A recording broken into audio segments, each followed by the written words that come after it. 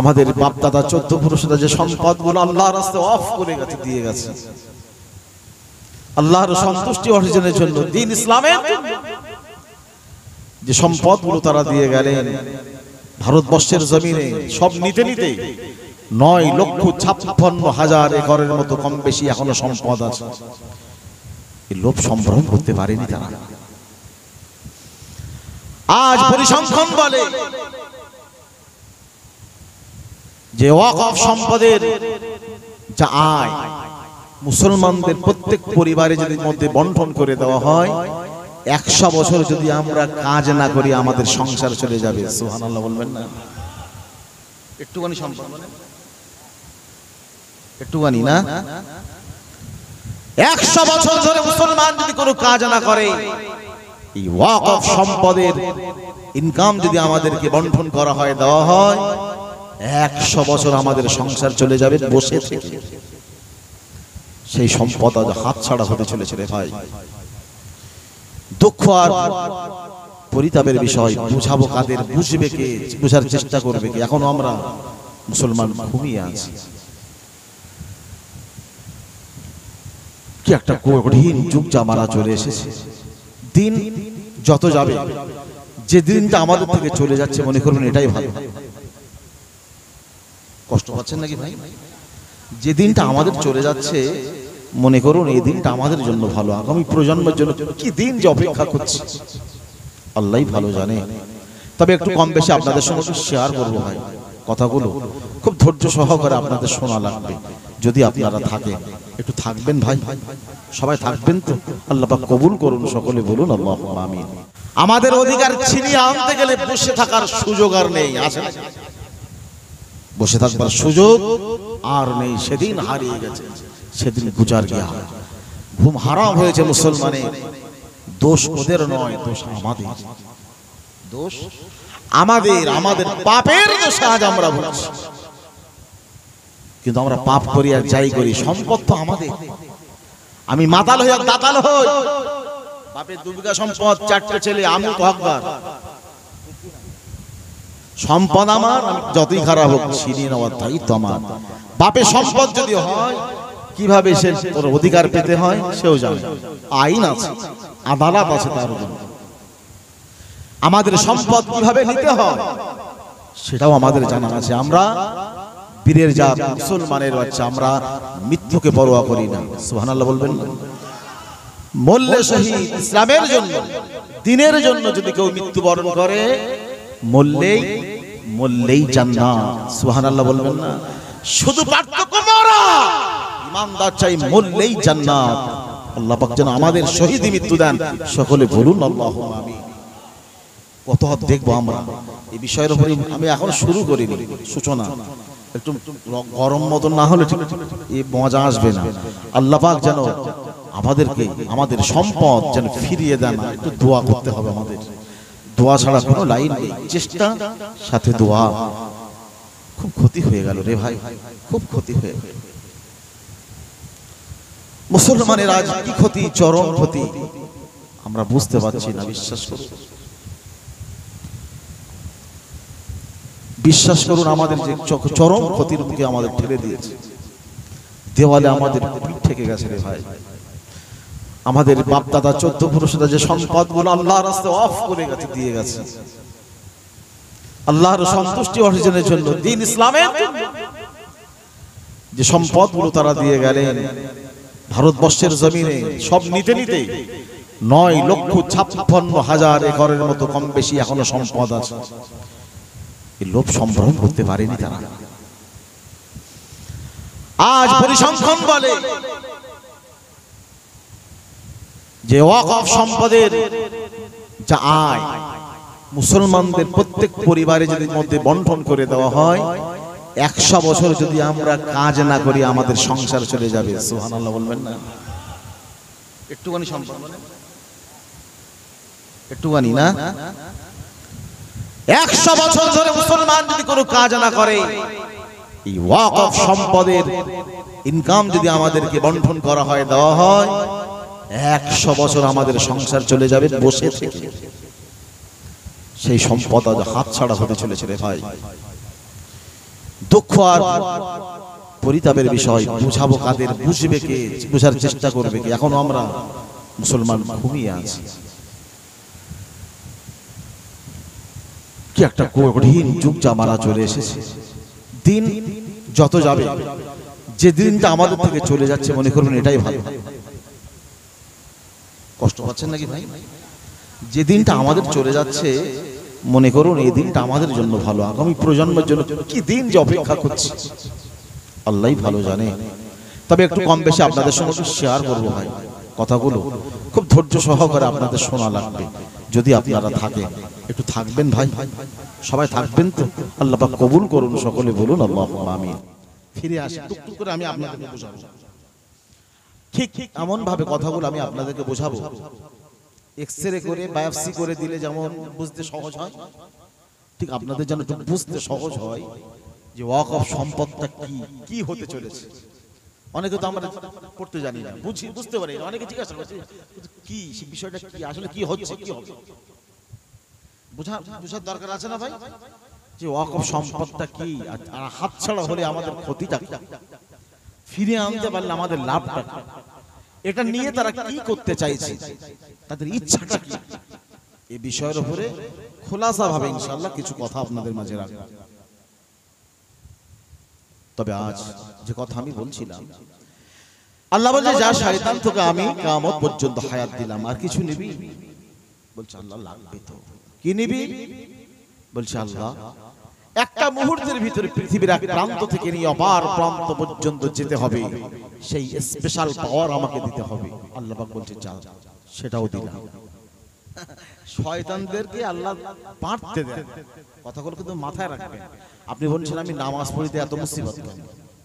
রাসূল বলেছেন আদ-দুনিয়া সিজনুল মুমিন ওয়া জান্নাতুল লিল কাফির।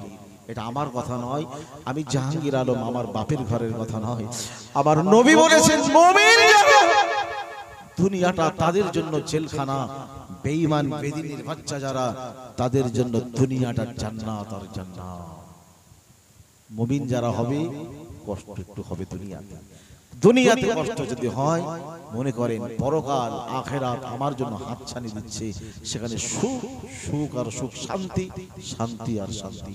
আল্লাহ কবুল করুন, বলুন আল্লাহুম্মা আমিন। আল্লাহ বলছে আর কিছু লাগবে? কিছু নিবি? শয়তান সেদিন বলেছিল আল্লাহ তোমার ডাইনে যত ক্ষমতা আছে আল্লাহ ডাইনের ক্ষমতাগুলো আমাকে দিতে হবে।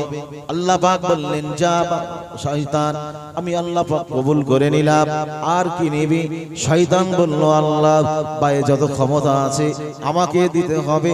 আল্লাহ পাক বললেন কবুল, যা শয়তান সেটাও আমি দিলাম। আর কি নিবি বল? শয়তান বলল আল্লাহ সামনে যত ক্ষমতা আছে আল্লাহ সামনের ক্ষমতাগুলো আমাকে দিতে হবে। আল্লাহ পাক বললেন মঞ্জুর, যা শয়তান সে ক্ষমতাটাও তোকে দিলাম। আর কি নিবি, কি চাইবি বল? শয়তান বলল আল্লাহ পিছনে যত ক্ষমতা আছে পিছনের ক্ষমতাগুলো আমাকে দিতে হবে। আল্লাহ পাক বললেন মনসুর, যা শয়তান সে দাবিটাও মেনে নিলাম, সে ক্ষমতাটাও তোকে দিলাম। কিয়ামত পর্যন্ত হায়াত দিলাম। একটা মুহূর্তের ভিতরে পৃথিবীর এক প্রান্ত থেকে নিয়ে অপার প্রান্ত পর্যন্ত যাবি, সেই পাওয়ার ক্ষমতা দিলাম। সামনে পিছনে ডাইনে বাঁয়ে চার দিকের ক্ষমতাই তোকে দিলাম। শয়তান বল আর কি নিবি বল, কি লাগবে বল, কি চাইবি বল? শয়তান সেই দিন বলেছিল আল্লাহ আর কিছু লাগবে না, আর কিছু চাইবো না আল্লাহ। গলা পর্যন্ত হয়ে গিয়েছে। আদম সন্তানগুলোকে ধোঁকা দিয়ে বোকা বানিয়ে জাহান্নামে ঢোকানোর জন্য যত দূর পর্যন্ত প্রয়োজন তত দূর পর্যন্ত নিয়েছে আল্লাহ, আর কিছুই লাগবে না। আবার আল্লাহ সেই দিন ঘোষণা দিলেন শয়তান তুই শুনে রাখ, আমি আল্লাহ পাক তোকে দিতে চেয়েছিলাম, তুই যখন নিজেই স্বীকার করে নিলি আর কিছু নেব না, আর কিছু চাইব না। শয়তান শুনে রাখ, এবারে যদি চাস আমি আল্লাহ তোর চাওয়াটা কবুল করব না। শয়তান বলছে আল্লাহ করতে হয় করো, না হয় না করো, যা তো নেওয়ার নিয়ে ফেলেছি আমি। এরা মনে করতে সব মাল নিয়ে ফেলেছি, মুসলমানদের মসজিদ বানিয়ে রাম মন্দির করে ফেলেছে। মসজিদ ভেঙে রাম মন্দির, বাবরি মসজিদ ছিল, আহারে মুসলমানের কলিজা, সেটাও নিয়ে নিলি তোরা। আজ ত্রিপল তালাক, সেটাও কোরআন বিরোধী আইন পাশ করে দিলি। 370 ধারা, মানে একটা একটা করে ধরতেছে, মনে করতেছে এটা যখন নিজি। আর ঠিক ইলেকশনের আগে মুসলমানের মাইন্ডটাকে চেঞ্জ করে দেওয়ার জন্য, এখন তো বাবরি নেই, ত্রিপল তালাক নেই, 370 নেতা কি ধরে, ধরতে তো একটা হবে। মুসলমানদের তো ওই মাইন্ডে ঘুরিয়ে দিতে হবে, কি ধরা যায় ধর। এখন ওদের এমন, এই যে আমার রুমাল দিলাম, এর উপরে মোবাইল দিলাম, এর উপরে আরেকটা আমার ঘড়িটা দিলাম। ধরেন মোবাইলটা মসজিদ, আমার এই ঘড়িটা মাদ্রাসা। মসজিদে হাত দিলে মাতাল দাতাল যারা, তাদের কলিজা কেঁপে উঠবে না, উঠবে না। নামাজি যদি ছেড়ে দেয়, মাতাল্লা এগিয়ে এগিয়ে তারাই বলবে আর মসজিদে হাত দেওয়ার কোনো সুযোগ নেই। মসজিদে হাত দিয়ে তো থুপনি গুঁড়ো করে দেবে। মসজিদ ভাঙতে আসে, মসজিদ নিতে আসে, মাদ্রাসা নিতে আসে, যারা মদমাতাল নামাজ পড়ে না তারা ছেড়ে একদম থুপনা গুড়ি দেবে না। তা বলছে ঠিক আছে, শুট পলিসি ভাববেন। আমাদের মতন না পেলে আছে, সকালবেলা জম দিতে হবে, ঠান্ডা ঘরে বসে মাথাটাকে ঠিক লাইন মতো করে দেখতে হতে। মসজিদে হাত দেওয়া যাবে না, মাদ্রাসায় দেওয়া যাবে না, কবরস্থানে দেওয়া যাবে না, ঈদগাহে দেওয়া যাবে না। দিলে ওদের কলিজা একদম চুরুম, ওদের কলিজা কেঁপে উঠবে। মুসলমান একদম মানে থুবনা গুঁড়ো করে দেবে। ওর থেকে এক কাজ কর, যেটার নিতে গেলে সময় লাগবে, মাদ্রাসা নিতে গেলে সময় লাগবে, মারও খেতে হবে, ওর থেকে যেটার উপরে আছে সেইটা ধরে টান, মুসলমানরা বুঝতে পারবে না। এটা ধরে টানলো, মসজিদ মাদ্রাসা কবরস্থান ঈদগাহ যা ছিল সব চলে এলো। কথা বুঝে এসছে রে ভাই? জমিন ধরে টেনেছে, যার উপরে কবরস্থান, যার উপরে মসজিদ, যার উপরে মাদ্রাসা, জমিন ধরেই তো টান মেরেছে রে। একটা ধরে টেনেছে, সবটাই উঠে এসেছে। কদিন পরে এসে বলবে মসজিদের কাগজ দেখাতে পারবো না, নামাজ পড়তে পারবি না, যা তালা লাগিয়ে দেবে। কি ডিএম এর কাছ থেকে পারমিশন নাই, কবরস্থানে কবর দিতে গেলে ডিস্ট্রিক্ট ম্যাজিস্ট্রেট যারা ওর কাছ থেকে সই আনতে হবে, তারপরে হয়তো কবর দিতে দেবে। এটা আইন পাস হতে না হতে অন্যান্য রাজ্যে কবরস্থানগুলো বুলডোজার দিয়ে ভেঙে দিচ্ছে, মাদ্রাসাগুলো ভেঙে দিচ্ছে। হায় রে, তোমরা কি মুসলমানের ভালাই যাবো? যে মুসলমানের ভালোর জন্য এই আইন পাস করা হয়েছে। ভূতের মুখী রাম রাম, ভূতের মুখে রাম রাম শুরু হয়েছে যে মুসলমানের ভালোর জন্য গরিব মানুষদের মধ্যে বন্টন করে দেবে। গরিব মানুষদের কি ভালোর জন্য, কি ভালো যে চাচা তুমি চেয়েছো আমাদের, সে আমাদের সব বোঝা গেছে। কোথায় তুমি হাত দিয়েছো তুমি বুঝতে পারোনি। আল্লাহর মার, আল্লাহর মার, দুনিয়ার মার। আবার আল্লাহ বলল শয়তান, আর যখন কিছুই চাইলি না আমি আল্লাহ দেব বলেছিলাম, তুই যখন নিবি না, আমি আল্লাহ পাক ঘোষণা দিলাম এবারে যদি চাস আমি আল্লাহ পাক দেব না। শয়তান বলল আল্লাহ দাও না দাও আমার কিছু হবে না, যা নেওয়ার সবটাই দিয়েছি।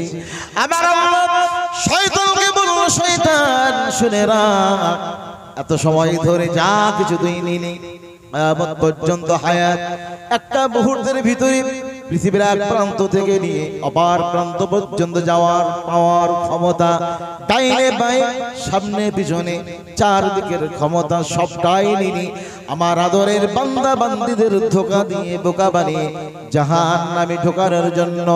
এত ক্ষমতা এত পাওয়ার তুই নিলি। শয়তান শুনে রাখ, যাদের জন্য এত কিছু পাওয়ার ক্ষমতা নিলি, আমার বান্দা বান্দী যদি তোর ধোঁকায় প্রবঞ্চনায় পড়ে জমিনে তারা পাহাড় সম পরিমাণ গুনাহ করে, শয়তান শুনে রাখ তার থেকে অধিক পরিমাণ যদি করে, জমিন থেকে নিয়ে আসমান পর্যন্ত গুনাহ করে ফেলে, এই বান্দা বান্দী নিজেদের জীবনের গুনাহ বুঝতে পেরে, ভুল বুঝতে পেরে একটা বার তওবা করে জমিনে সিজদা দিয়ে দুফোঁটা চোখের পানি ছেড়ে দুটো হাত উঠিয়ে আমি আল্লাহ পাক আমার কাছে রোনাজারি করে, আমার কাছে কান্নাকাটি করে। এজন্য করে আমি আল্লাহ পাক রব্বুল আলামিন আমার আদরের বান্দা বান্দীদের জন্য এখনো পর্যন্ত দুটো জায়গা ফাঁকা রেখে দিয়েছি। শয়তান তোকে ভুলিয়ে দিয়েছিলাম, তুই চাইলি না, আমি আল্লাহ পাক দিলাম না। শয়তান তো আবার কোন দুটো জিনিস চাইলাম না, কোন দুটো জিনিস চাইতে মনে নাই, সামনে পিছনে ডাইনে বাঁয়ে সব তুই ক্ষমতা নিলাম, কোন দুটো জিনিস বাদ পড়ে গেল। আমার আল্লাহ বললেন শয়তান শুনে রাখ, একটা হলো নিচে, দ্বিতীয়টা হলো উপরে। এই দুটো জায়গা চাইনি না, সামনে নিলি, পিছনে নিলি, ডাইনে নিলি, বাঁয়ে নিলি, নিচে উপরে দুটো জায়গা বাদ রয়ে গেল। শয়তান শুনে রাখ, আমার বান্দা বান্দীদের জন্য আমি আল্লাহ পাক স্পেশাল করে বান্দা বান্দীদের জন্য দুটো জায়গা এখনো পর্যন্ত রেখে দিয়েছে। আমার বান্দা বান্দি যদি জীবনের গোনা, জীবনের ভুলগুলো বুঝতে পেরে জমিনে সিজদা দিয়ে দুফোঁটা চোখের পানি ছেড়ে আমি আল্লাহ পাক আমার কাছে দুটো হাত উঠিয়ে কাঁদে, আমি আল্লাহ পাক রব্বুল আলামিন তাদের কান্নাকাটির সঙ্গে সঙ্গে চোখের পানি নাকের আগা, নাকের গোড়ায় আসার আগে আগে আমি রব্বুল আলামিন আল্লাহ পাক তাদের জিন্দেগির সকল গুনাহগুলোকে মাফ করে দেব। জোরে বলা যাবে না? একটু জোর হবে না? নারে তাকবীর, দুটো হাত তুলে বলা যাবে নারে তাকবীর। শয়তান বলল আল্লাহ কি হলো? প্রত্যেক গাল মাসি এরা মনে করতে সব মিশি রে ভাই, আল্লাহর মার দুনিয়ার মার আমার সৃষ্টিকর্তা রব জান্নাত নিয়ামত বানিয়েছে মুসলমানদের লক্ষ্য করে, ইমানদার মুমিন মুসলমানের লক্ষ্য করে। বরযাত্রী যারা যায় 200, 250, 300 যারা যায়, পরের যদি বাড়ি রেখে যায় খেতে মুড়ো ঝাড়ানে দাঁড়াবে না, কথা বলে যা বাঙালি। বরের যদি বাড়ি রেখে খেতে যায় বরযাত্রী, ওর মুড়ো ঝাড়াখানে ছেঁড়া জুতো দেও দাঁড়াবে, বর কই আগে বল, বরকে লক্ষ্য করি তাই তো নাকি? আরে বিয়ে হোক যায় না হোক, বর গেলেই খেতে দেবে মাল, সমস্যা কিছু নেই। ইমানদারদের লক্ষ্য করে আজ নাজ নিয়ামত যা দেখতে পাচ্ছেন দুনিয়ার জমিনে, যত হায়ানাত আর নাবাদাত, যত গাছপালা আর পশু পাখি যা কিছু, এই মুসলমানদের ইমানদারদের মুসলমানদের লক্ষ্য করে আল্লাহর এই নিয়ামত। সুবহানাল্লাহ বলবেন না? যে আল্লাহরে ডাকে আল্লাহ তাকে খাওয়ান, যে ডাকে না তাকে আল্লাহ চাইলে তো না দিতে পারতেন। চাইলে যারা আল্লাহকে ডাকে না আল্লাহ তাদের না খাওয়াতে পারতেন। শয়তান সেদিন বলেছিল আল্লাহ, হ্যাঁ এ তো চেয়ে নিয়ে এসেছে আল্লাহর কাছে। শয়তান সেদিন বলেছিল আল্লাহ তোমার বান্দা বান্দীদের যখন আমি শয়তান আমার দিকে ডাকবো, আমার দিকে ধাবিত হবে, আমার কথা যখন শুনবে আল্লাহ, তাদের তুমি রিজিকের কষ্ট দিবে না আল্লাহ, খাওয়ার কষ্ট দেবে না। খাওয়ার কষ্ট যদি দাও আমার দলে থাকবে না। আল্লাহ পাক বলেছিল শয়তান যা, আমার বান্দা আমাকে ডাকলেও খাওয়াবো, না ডাকলেও আমি আল্লাহ পাক তাদেরকে অফরন্ত নিয়ামত দিয়ে পূর্ণ করে দেব। যারা নামাজ পড়ে তাদের দেন, না পড়ে তাদেরকে আমার আল্লাহ খাওয়ান। যারা আল্লাহকে ডাকে তাদেরকে আল্লাহ দেন, যারা না ডাকে তাদেরকে আল্লাহ খাওয়ান। এখন বর্তমান লক্ষ্য করলে দেখতে পাওয়া যায় যারা মুমিন, যারা নামাজি, হয়তো তাদের দুতলা বিল্ডিং নাই, একতলা বিল্ডিং নাই, মাথার উপরে ছাদ নাই, ঘরে শুলে বর্ষার সময়ে পানি পড়ে, প্রচন্ড রোদে সূর্যের তাপ এসে পড়ে, আল্লাহরে যারে ডাকে না 10 তলা বিল্ডিং এর মধ্যে এসির মধ্যে তারাই বাস করে শান্তিতে। কারা? বেঈমানেরা, বেঈমান যারা, তাদের জন্য দুনিয়াটা শান্তি শান্তি আর শান্তি শান্তি করে যাও। আমার আল্লাহ বললেন মা কানা ইউরিদু হারসাল আখিরাতিন নাসিদলাহু ফি হারসি ওয়া মান কানা ইউরিদু হারসাদ দুনিয়া নুতিহি মিনহা ওয়া মা লাহু ফিল আখিরাতি মিন নসীব। আবার আল্লাহ বললেন বান্দা দুনিয়াতে যদি চাই আমি আল্লাহ দুনিয়াতে দেব, বান্দা মনে রেখো পরকাল তোমার জন্য শূন্য হয়ে যাবে। ও বান্দা দুনিয়াতে যদি একটু কষ্ট হয়, দুনিয়াতে যদি না পাও বান্দা আখিরাতে তোমাকে দেব বান্দা। ও বান্দা কিয়ামতের দিন তুমি পাবে, চিন্তার কোনো কারণ না। মন খারাপ? কিসের মন খারাপ? দোয়া বেশি করে চাইবে।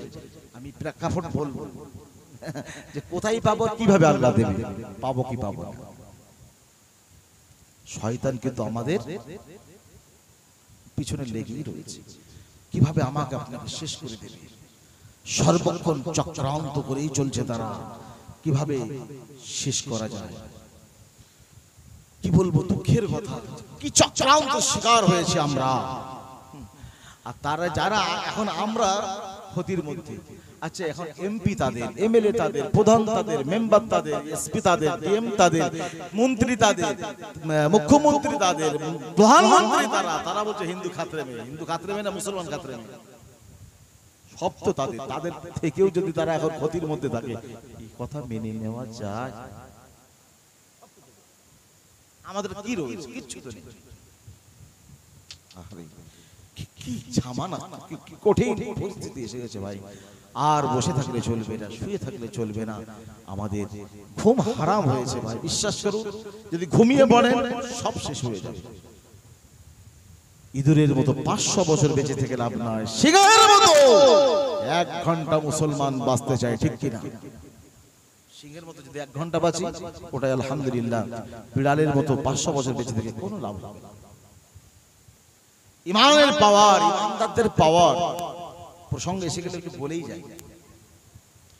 আচ্ছা এখানে যদি আমি একটা বাঘ ছেড়ে দিই, একদম সুন্দরবনের রয়্যাল বেঙ্গল টাইগার বাঘ, আপনারা যারা আছেন এখানে বসে থাকবেন? থাকবেন? আচ্ছা আমি হুজুর থাকবো, আমি আগেই বলবো নাকি? আমি নোটিশ পারবো কম, আমি আগে যাই, তারপর তোরা আয় ভাই। আচ্ছা ধরেন এই মাঠে 10,000 ইঁদুর। ক হাজার? 10,000। কথাগুলো ঠান্ডা মাথায় বুঝবেন, কিন্তু খুব গুরুত্বপূর্ণ কথা বলছি, মাথায় রাখবেন। সেই কথাই বলে বুঝলে বুঝপাতা, না বুঝলে তেজপাতা। 10,000 ইঁদুর সংখ্যাই কত? 10,000। আর ছেড়েছি একটা, বাঘের সংখ্যা কত? আচ্ছা জিতবে কে? কথা বলেন। বাঘ তো একটা, আর ইঁদুর কতটা? 10,000। সংখ্যায় 10,000 হতে পারে, কিন্তু একটা বাঘের কাছে 10,000 ইঁদুর যথেষ্ট না? সব শেষ করে দেবে। আচ্ছা এবার একটু ঘুরিয়ে বলি, 10,000 বাঘ, বাঘের সংখ্যা কত? 10,000। যদি ওই বাঘটা ছবিওয়ালা হয় আর অরিজিনাল ইঁদুর একটা, সংখ্যায় ইঁদুর একটা, 10,000 না। ইঁদুরের সংখ্যা একটা, বাঘের সংখ্যা 10,000, ছবিওয়ালা। এই ছবিওয়ালা 10,000 বাঘকে একটা ইঁদুর যথেষ্ট হবে না? কুরে কুরে কুরে কুরে কুরে কুরে কুরে কুরে খেয়ে দেবে না? শেষ করতে পারবে না? মাথায় রাখো, মুসলমান আজ যদি ছবিওয়ালা হন, লক্ষ কেন কোটি কেন, বেঈমান বেদিনদের মুসলমানদের তছনছ করতে একটু মোটেও কষ্ট হবে না, শেষ করে দেবে। এই মুসলমান যদি ছবিওয়ালা না হয়ে অরিজিনাল একটা রয়্যাল বেঙ্গল টাইগার হয়, অরিজিনাল ইমানদার যদি হয়, মুসলমান যদি ছবিওয়ালা না হয়, অরিজিনাল একজন ইমানদার যদি হয়, একজন ইমানদারের এত পাওয়ার, একজন ইমানদারের কাছে 1,000 কেন, 10 লক্ষ কেন, কোটি কোটি বেঈমান বেদিন একজন ইমানদারের কাছে যথেষ্ট। সুবহানাল্লাহ। ইমানদার কোনদিন কাউকে পরোয়া করে না, ইমানদার সংখ্যাকে ভয় করে না, ইমানদার বেঈমান বেদিনদেরকে পরোয়া করে না। ইমানদার ভয় করে শুধুমাত্র কেবলমাত্র তিনি হলেন আমাদের রব আল্লাহ। জোরে বলা যাবে না সুবহানাল্লাহ? জোরে বলা যাবে না সুবহানাল্লাহ? বেঈমান বেদিনদের, বেঈমান মুসলমান ইমানদাররা ভয় করে আল্লাহকে। অর্থাৎ আজ আমরা অরিজিনাল ইমানদার হতে পারিনি, যার কারণে আমাদের শেষ করে দিচ্ছে। আজ ছবি বলা হয়ে গেছে ভাই, কথা বুঝিস? ছবি হয়ে গেছে। যার কারণে এত নির্যাতন, যার কারণে আজ আমাদের প্রতি স্টিম রোলার চলছে রে ভাই। আল্লাহ আমাদের হেফাজত করেন, বলুন আল্লাহুম্মা আমিন, জোরে বলুন আল্লাহুম্মা আমিন। একটি কথা বলি, আরাম করতে রে মনা, চুপ করে বসে ওয়াজ করবে না, খালি মাইক দিই ওখানে, নালে চুপ করে বসে।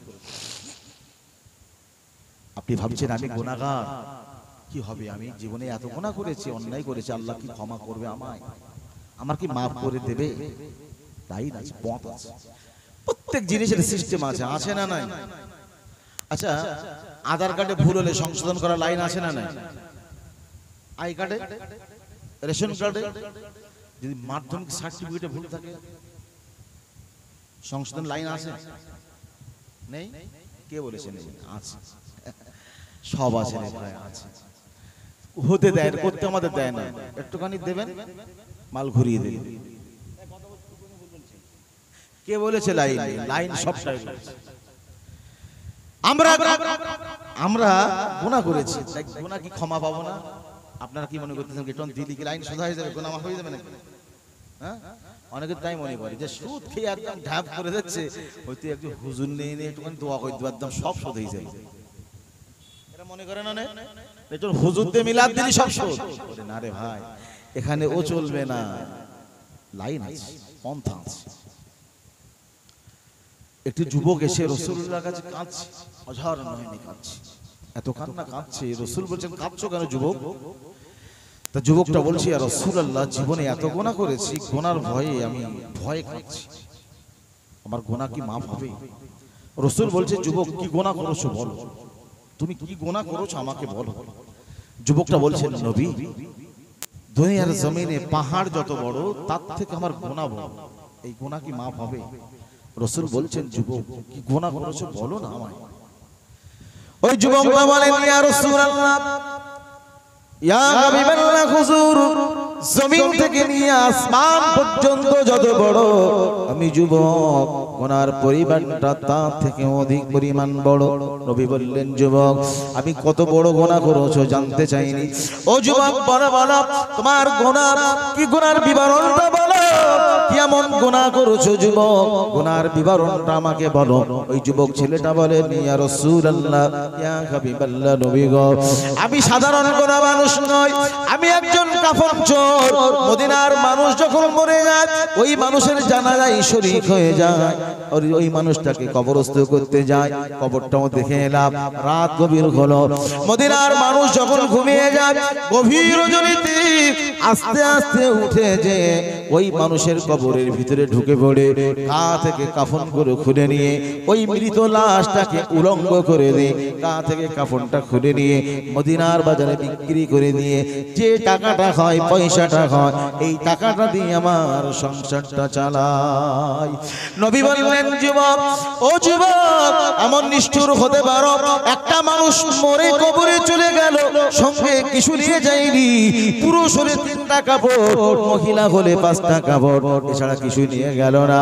ওই মানুষটা মরে কবরে চলে গেল, একটা মৃত লাশ, তাকে উলঙ্গ করে দিয়ে কাফনগুলো খুলে নিয়ে মদিনার বাজারে বিক্রি করে খেতে পারো। যুবক, তোমার মতো নিষ্ঠুর মানুষ এই দুনিয়ার জমিনে আর কেউ আছে নাকি?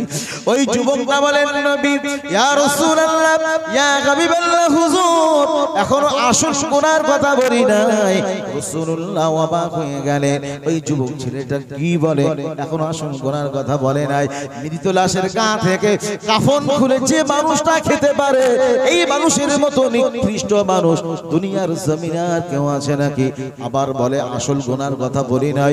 নবী বললেন, যুবক, কেমন আসল গুনাহ করেছো? এই যুবক ছেলেটা বলেন, ইয়া রাসূলুল্লাহ, ইয়া হাবিবাল্লাহ, হুজুর, বড় শরমের কথা, বড় লজ্জার কথা, নবী, আজ মদিনার একজন সুন্দরী রমণী মারা গেল, গেল, ওই মানুষের জানাজায় শরীক হয়ে গেলাম, ওই মহিলার জানাজা পড়লাম, কবরস্থ করতে গেলাম। উদ্দেশ্য হলো কবরটা দেখে আসা। কবরস্থ করা হলো, কবরটাও দেখে এলাম, বাড়িতে চলে এলাম। নবী রাত গভীর হয়ে গেল, মদিনার মানুষগুলো যখন ঘুমিয়ে গেল, গভীর রজনীতে ওই মহিলার কবরস্থানে চলে গেলাম। কবরের ভিতরে ঢুকে গেল, ঢুকে বললাম অন্য দিনের মতো আমার অভ্যাস অনুযায়ী গভীর রজনীতে ওই মহিলার কবরের ভিতরে ঢুকে পড়ি। মহিলার গা থেকে কাফনগুলো খুলে নিলাম, আমি কবর থেকে বেরিয়ে আসবো। ইয়া রাসূলুল্লাহ, ইয়া হাবিবাল্লাহ, হুজুর আজ মহিলার গা থেকে কাফনগুলো যেই না খুলে নিলাম, মহিলা উলঙ্গ হয়ে গেল। আর শয়তান এত বড় শত্রু, শয়তান মনের ভিতরে আমাকে ওয়াসওয়াসা ঢুকিয়ে দিল, যুবক ও যুবক এতদিন কাফন চুরি করো, আজ তাকিয়ে দেখো মদিনার একজন সুন্দরী রমণী, দুনিয়ার কোনো মানুষ তাকে স্পর্শ করে নাই। ও যুবক তাকে ছেড়ে চলে যাবে না, হতে পারে না যুবক, এত সুন্দরী রমণী তাকে ছেড়ে চলে যেও না যুবক, একটিবারের জন্য তাকে স্পর্শ কর। ইয়া রাসূলুল্লাহ, ইয়া হাবিবাল্লাহ, নবী গো কবরের ভিতরে শয়তান মনের ভিতরে এমন ওয়াসওয়াসা যখন ঢুকিয়ে দিল, আজ আমার যৌবনের চাহিদা, যৌবনের তাড়না এত এত পরিমাণ বেড়ে গেল, নবী গো আমি আর নিজেকে সামলাতে পারি না, ধৈর্য ধরতে পারি না, সহ্য করতে পারি না, যৌবনের চাহিদা এত পরিমাণ বেড়ে গেল। ইয়া রাসূলুল্লাহ, ইয়া হাবিবাল্লাহ, হুজুর ওই মহিলার সঙ্গে কবরের ভিতরে জিনা করেছি। নাউজুবিল্লাহ বলবেন। নবী বললেন যুবক, ও যুবক এমন নিষ্ঠুর তুমি হতে পারো? একজন মহিলা মরে কবরে চলে গেল, গা থেকে কাফনগুলো খুলে দিলে, উলঙ্গ করে দিলে যুবক, আর তার সঙ্গে অপকর্ম করলে। জীবন্ত করো মানুষ, একজন মানুষ মৃত লাশ, লাশটাকে তুমি ছেড়ে দিলে না যুবক। তোমার বাড়িতে মা আছে, বোন আছে, ও যুবক একটা বারের জন্য মনে কোনো মায়া দয়া কিছুই কেউ হলো না। ও যুবক এমন নিষ্ঠুর কাজ তুমি করতে পারলে যুবক, তোমার মতো পাপী, তোমার মতো গুনাহগার আল্লাহর আসমানের নিচে জমিনের উপরে আর কেউ আছে নাকি? ওই যুবকটা বলেন নবী গো, ইয়া রাসূলুল্লাহ, ইয়া হাবিবাল্লাহ, হুজুর আজ ওই মহিলার সঙ্গে অপকর্ম করে কবর থেকে যখন বেরিয়ে আসবো সিদ্ধান্ত নিয়েছি। কবরের ভিতরে কি যেন একটি গায়েবী আওয়াজ হয়ে গেল, মহিলার জবানটা যেন খুলে গেল। ওই মহিলা আমাকে যেন লক্ষ্য করে বলছে, যুবক ও যুবক তুমি কি জানো না আমি মৃত মানুষ, মরে কবরে চলে এসেছি, একদিন আমার মতো করে তুমিও মরে যাবে, চিরজীবন কেউ বেঁচে থাকবে না। আমার আল্লাহর ঘোষণা, কুল্লু নাফসিন যায়িকাতুল মাউত, আল্লাহ যার ভিতরে নাফস আত্মা দিয়েছে মৃত্যুর স্বাদ তাকে গ্রহণ করা লাগবে। ও যুবক আমার আল্লাহ পাক কোরআনে ঘোষণা দিলেন, আইনামা তাকুনু ইদরিকুমুল মাউত, তোমরা পৃথিবীর যেখানে যেদিকে যে প্রান্তেই থাকো না কেন, ইদরিকুমুল মাউত, মউত তোমাদের ধরে ফেলবে। ওয়ালাউ কুনতুম ফি বুরুজিম মুশাইয়াদা, যদি তোমরা মউতের ভয়ে লোহার দুর্গের ভিতরে পলায়ন করো, মনে করো আজরাইল আলাইহিস সালাম ঢুকতে পারবে না, না সেখানে আজরাইল আলাইহিস সালাম ঢুকে তোমার জানটা কবজ করে নেবে। মরণের ভয়ে তোমার দেশ ছেড়ে যদি পালিয়ে যাও, যদি আমেরিকায় যাও, চীন জাপান জার্মানে যাও, মনে করো আজরাইল আলাইহিস সালাম ধরতে পারবে না, না যেখানে যাও না কেন আমার আল্লাহর জমিন ছেড়ে পালানোর কোনো সুযোগ নাই। জমিন ছেড়ে পালানোর সুযোগ নাই। আমার আল্লাহ বললেন, বান্দা পৃথিবীর যেখানে যেদিকে যে প্রান্তেই থাকো না কেন মউত তোমাদের ধরে ফেলবে। মউতের হাত থেকে নাজাতের কোনো রাস্তা নাই, কোনো লাইন নাই। ওই মহিলা যেন আমাকে বলে, যুবক একদিন আমার মতো করে তুমিও মরে কবরে চলে আসবে। যুবক তুমি কি জানো না এই কবরে সারাটা জীবন ধরে কেউ থাকবে না, কবরের ভিতর থেকে একদিন ওঠাই লাগবে। আমার আল্লাহ পাক কবর থেকে একদিন তুলবে। ও যুবক, আমি যেমন মরে কবরে এসেছি, আমার মতো করে একদিন তুমিও মরে কবরে চলে যাবে। মৃত লাশ দুনিয়ার কোনো মানুষ আমাকে স্পর্শ করে নাই যুবক। কবরের ভিতরে একাকী পেয়ে আমার সঙ্গে তুমি জেনা করেছো যুবক। তুমি কি জানো না আমার আল্লাহ পাক ঘোষণা দিলেন, মিনহা খলাকনাকুম, তোমাদেরকে এই মাটি থেকে সৃষ্টি করা হয়েছে, অফিহা নুঈদুকুম, আবার তোমাদেরকে এই মাটির ভিতরে রেখে গেলাম, অমিনহা নুখরিজুকুম তারাতান উখরা। আমার আল্লাহ বললেন, বান্দা কিয়ামতের দিন কবর থেকে তোমাদেরকে তোলা হবে। আমার আব্বাজান ভাই জানেরা, আমরা আমাদের আত্মীয়স্বজন, আমাদের বন্ধু, আমাদের আব্বা মা যখন মারা যায়, মসজিদের ইমাম মুয়াজ্জিন আত্মীয়স্বজন কবরের ধারে যে 3 মুঠো করে মাটি নিয়ে এই দোয়াটা আমরা সেখানে পড়ি না বাবা? পড়ি না? সবাই পড়েন তো নাকি? আচ্ছা, আমরা এই দোয়াটা বলে আসি ওখানে, সবাই বলে আসি না যে তোমাদেরকে কাকুমাকুম মিনহা খলাকনাকুম, তোমাদেরকে, তোমাকে না, তোমাদেরকে সৃষ্টি করা হয়েছিল মাটি থেকে, অফিহা নুঈদুকুম, আবার তোমাদেরকে মাটির ভিতরে রেখে গেলাম, অমিনহা নুখরিজুকুম তারাতান উখরা, কিয়ামতের দিন আবার তোমাদেরকে তোলা হবে। আচ্ছা, এই দোয়া, এই কথাগুলো আমরা যে কবরের ধারে বলে এসেছি, কত মানুষের কবরে, কোনোদিন কারো উঠতে দেখেছি ভাই? দেখেছি? কোনোদিন কিন্তু কারো উঠতে কবর থেকে দেখেনি। ওঠা আমাদের লাগবে, কথা বলবো। এই কবর থেকে আমাদেরকে উঠতে হবে বাবা। বিশ্বাস করি তো আমরা নাকি? যদি আমরা বিশ্বাস না করি ইমানদার তো না। কিন্তু কোনোদিন কারো উঠতে আমরা দেখি। কথা হচ্ছে এটাই যে আমরা কোনোদিন দেখিনি, কিন্তু আমরা বিশ্বাসী যে মরণের পরে পুনরায় আল্লাহ আমাদের তুলবে। সবাই তো বলে, হয়তো আমরা অর্থ বুঝি না, কিন্তু দোয়াটা যখন বলে সবাই বলি, বলে সেখানে মাটি দিয়ে আসি তো, কিন্তু আমরা মানে বুঝি না, যার কারণে আমাদের কিছুই মজা লাগে না। নামাজে দাঁড়িয়েছি, বাজারে মন, এখানে মন, সেখানে মন, আসলে নামাজে কি বলছি আমি আপনি কিছুই বুঝতে পারি না, যার কারণে সব আমাদের কাছে কেমন একটা যেন মনে হয়। যদি অর্থ বুঝতাম, মানে বুঝতাম, তাহলেই তৃপ্তি পেতাম। একটা জিনিস আপনি খাচ্ছেন, স্বাদ যদি না পান তো মজা লাগবে না। মহিলা বলছে, যুবক আমি মরে কবরে চলে এসেছি। ও যুবক, আমার মতো করে একদিন তুমি মরে কবরে চলে আসবে। যুবক, তুমি কি জানো না আমার আল্লাহ ঘোষণা দিলেন, অনুফিকা ফিস-সূর, সিংহায় যখন ফুৎকার দেওয়া হবে, ফাসাইকা, সুতরাং ওই আওয়াজে মান ফিস সামাওয়াতি ওয়া মান ফিল আরদ, আসমান জমিনে যা কিছু আছে সব ধ্বংস হয়ে যাবে, ইল্লা মান শাআল্লাহ, আমার আল্লাহ যা চাইবেন তা ছাড়া সব কিছু ধ্বংস হয়ে যাবে। সুম্মা নুফিখা ফীহি উখরা ফাইযা হুম কিয়ামুন ইয়ানজুরুন।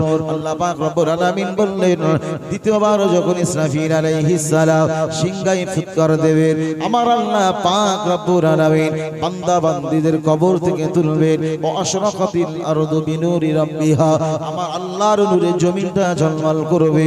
ও উদিয়াল কিতাবু ওয়া জিয়া বিন নাবিয়িনা শুহাদা, তাদের সামনে নবীদেরকে, শহীদদেরকে তাদের সামনে হাজির করা হবে। আমার আল্লাহ পাক বললেন, ওকুদিয়া বাইনাহুম বিল হক, আমি আল্লাহ হকের সঙ্গে বিচার করব। ওহুম লা ইজলামুন, না না বান্দা, তোমাদের প্রতি জুলুম করব না বান্দা, বিন্দুমাত্র তোমাদের প্রতি জুলুম করব না বান্দা। যেমন তুমি কাজ করেছো বান্দা, তার বদলা যেমন দেব, ওনার কাজ যেমন তুমি করেছো বান্দা, ওনার বদলাটা তেমন দেব। ও বান্দা, তুমি মনে রেখো, মরণের পরে আমি আল্লাহ পাক আমার কাছে তোমাদেরকে ফিরে আসতে হবে। যেতে হবে না বাবা? ওরা বলে মরে যাব, মরে গেলাম, সব হয়ে গেল না, আর কৈফিয়ত দিতে হবে না। না, একবার মরে দেখো, আল্লাহর আদালতে ওঠা লাগবে। আমার আল্লাহ সেই দিন হিসাব নেবে। আমার আব্বা জান, ভাই জানেরা, আমার নওজোয়ান যুবক বন্ধুরা, ওই মহিলা বললেন, যুবক, ও যুবক, তুমিও মরে যাও, নবী আমি উমরে কবরে চলে এসেছি যুবক, আমার সঙ্গে তুমি এমন অপকর্ম করলে আমার আল্লাহর আদালতে কিয়ামতের দিন আমি তোমার নামে বিচার দিয়ে দেব, মামলা দায়ের করে দেব।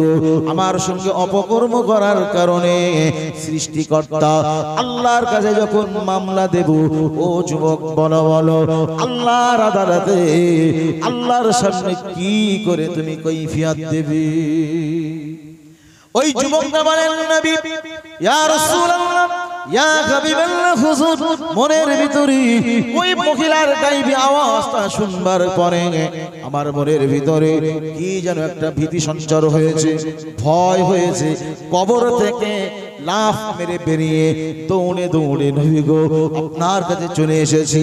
ইয়া রাসূলুল্লাহ ইয়া হাবিবাল্লাহ হুজুর, আপনি বলুন আল্লাহ পাক রব্বুল আলামিন আমার জীবনের এই কঠিন গুনাহ কি ক্ষমা করে দেবে? আচ্ছা, ও যা গুনাহ করেছে এই গুনাহ কি ক্ষমা পাওয়ার যোগ্য? সবাই বলেন। ও যা কঠিন থেকে কঠিন গুনাহ করেছে, এই কাজ কি মানুষের দ্বারা সম্ভব? একজন মৃত মানুষের সঙ্গে মানুষ এই কাজ করতে পারে? আমাদের আত্মীয় যখন মারা যায় আস্তে আস্তে করে গোসল দিই, আস্তে আস্তে করে কাফন পরায়, আস্তে আস্তে কবরে রেখে আসে, গায়ে যেন আঘাত, তাই তো নাকি? আর একটা মৃত মানুষের সঙ্গে অপকর্ম করতে পারে, ও কি মানুষ না প্লাস্টিক? ও কি মানুষ? ওই যুবকটা বললেন ইয়া রাসূলুল্লাহ ইয়া হাবিবাল্লাহ হুজুর, এত পরিমাণ গুনাহ করেছে, বড় শরমের কথা, বড় লজ্জার কথা। ইয়া রাসূলুল্লাহ ইয়া হাবিবাল্লাহ হুজুর, আমার এই কঠিন গুনাহ কি ক্ষমা হবে? রাসূলুল্লাহ বললেন যুবক, ও যুবক চলে যাও চলে যাও, আমি রাসূলুল্লাহ, আমার বাড়িতে তুমি দেরি করো না, বিলম্ব করো না। তুমি এমন কঠিন গুনাহ করেছো, না জানি তোমার কারণে আমি রাসূলুল্লাহ আমার বাড়িতে আল্লাহর আযাব আর গজব শুরু হয় নাকি? অন্যান্য নবীদের জামানাতে আল্লাহ পাক মানুষগুলো যখন বাদরামি করেছিল, গুনাহ করেছিল, আল্লাহ পাক জমিন থেকে আগুন বর্ষণ করে, আসমান থেকে আগুন বর্ষণ করে দিয়েছিলেন। আল্লাহ পাক কখনো জমিনটাকে উল্টে দিয়েছিলেন। নবী মুসা আলাইহিস সালামের জামানাতে আল্লাহ পাক বান্দা মানুষগুলো যখন বাদরামি শুরু করলো, আল্লাহ পাক ব্যাং দিয়ে ভরপুর করে দিলেন। খেতে যাবে ব্যাং, হাড়িতে ব্যাং, রাস্তায় ব্যাং, পকেটে ব্যাং, যেখানে যাবে ব্যাং, ব্যাং আর ব্যাং। আল্লাহর আযাব শুরু হয়েছিল। নবী দাউদ আলাইহিস সালামের জামানায় ৭০,০০০ মানুষ রাতে ঘুমিয়েছিল, শুয়েছিল মানুষ। ৭০,০০০ মানুষকে আমার আল্লাহ রাতারাতি বললেন কুনু হয়ে যাও কিরাদাতান খাসিন, ধ্বংসপ্রাপ্ত বানরের চেহারায় পরিবর্তন হয়ে যাও। আমি জাহাঙ্গীর আলম নিজের কথা বলি না, বাপের ঘরের কথা না, আমার আল্লাহ বললেন কুনু হয়ে যাও কিরাদাতান খাসিন, ধ্বংসপ্রাপ্ত বানরের চেহারায় পরিবর্তন হয়ে যাও। ৭০,০০০ মানুষ রাতে ঘুমিয়েছিল, ঘুম ভেঙে গেল, লক্ষ্য করে দেখলো মানুষ আর নেই, সব বানর বানর আর বানর। রাতারাতি কি হলো? কেন বানর হলো? শুয়েছিল মানুষ, স্বামী স্ত্রী একই বিছানা।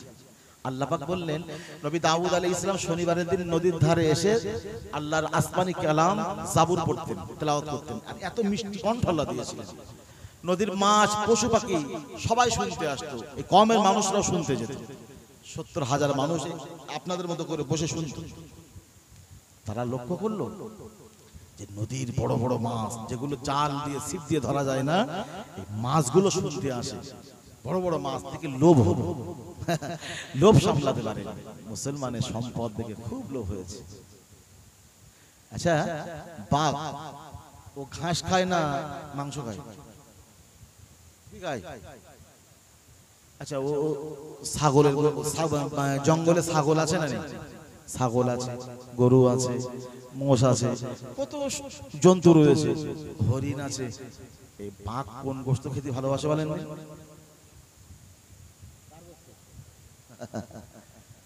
এর আর কিছু ভাল লাগবে না। কথা বুঝতে পেরেছেন না? জন্তু তো আজ বাঘের হরিণের গোশত খুব মজা লাগে, মুসলমানের সম্পদ দেখে খুব লোভ হয়েছে, এই সম্পদ দেখে খুব মজা লাগছে না। আছে ওষুধ আছে, আল্লাহর মার দুনিয়ার বার একদম শেষ করে দিল। এই লোভে পাপ আর পাপেই মৃত্যু, মনে রাখুন।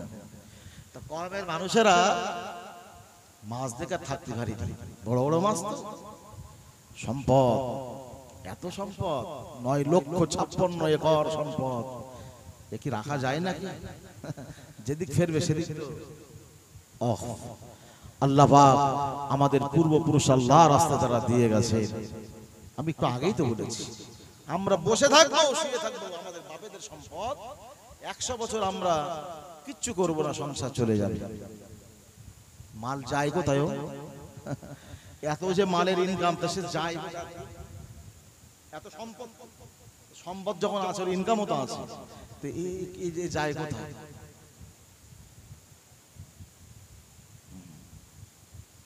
একটুখানি হিসাব মিলান, মেলাতে পারবেন? একটুখানি হিসাব মিলান।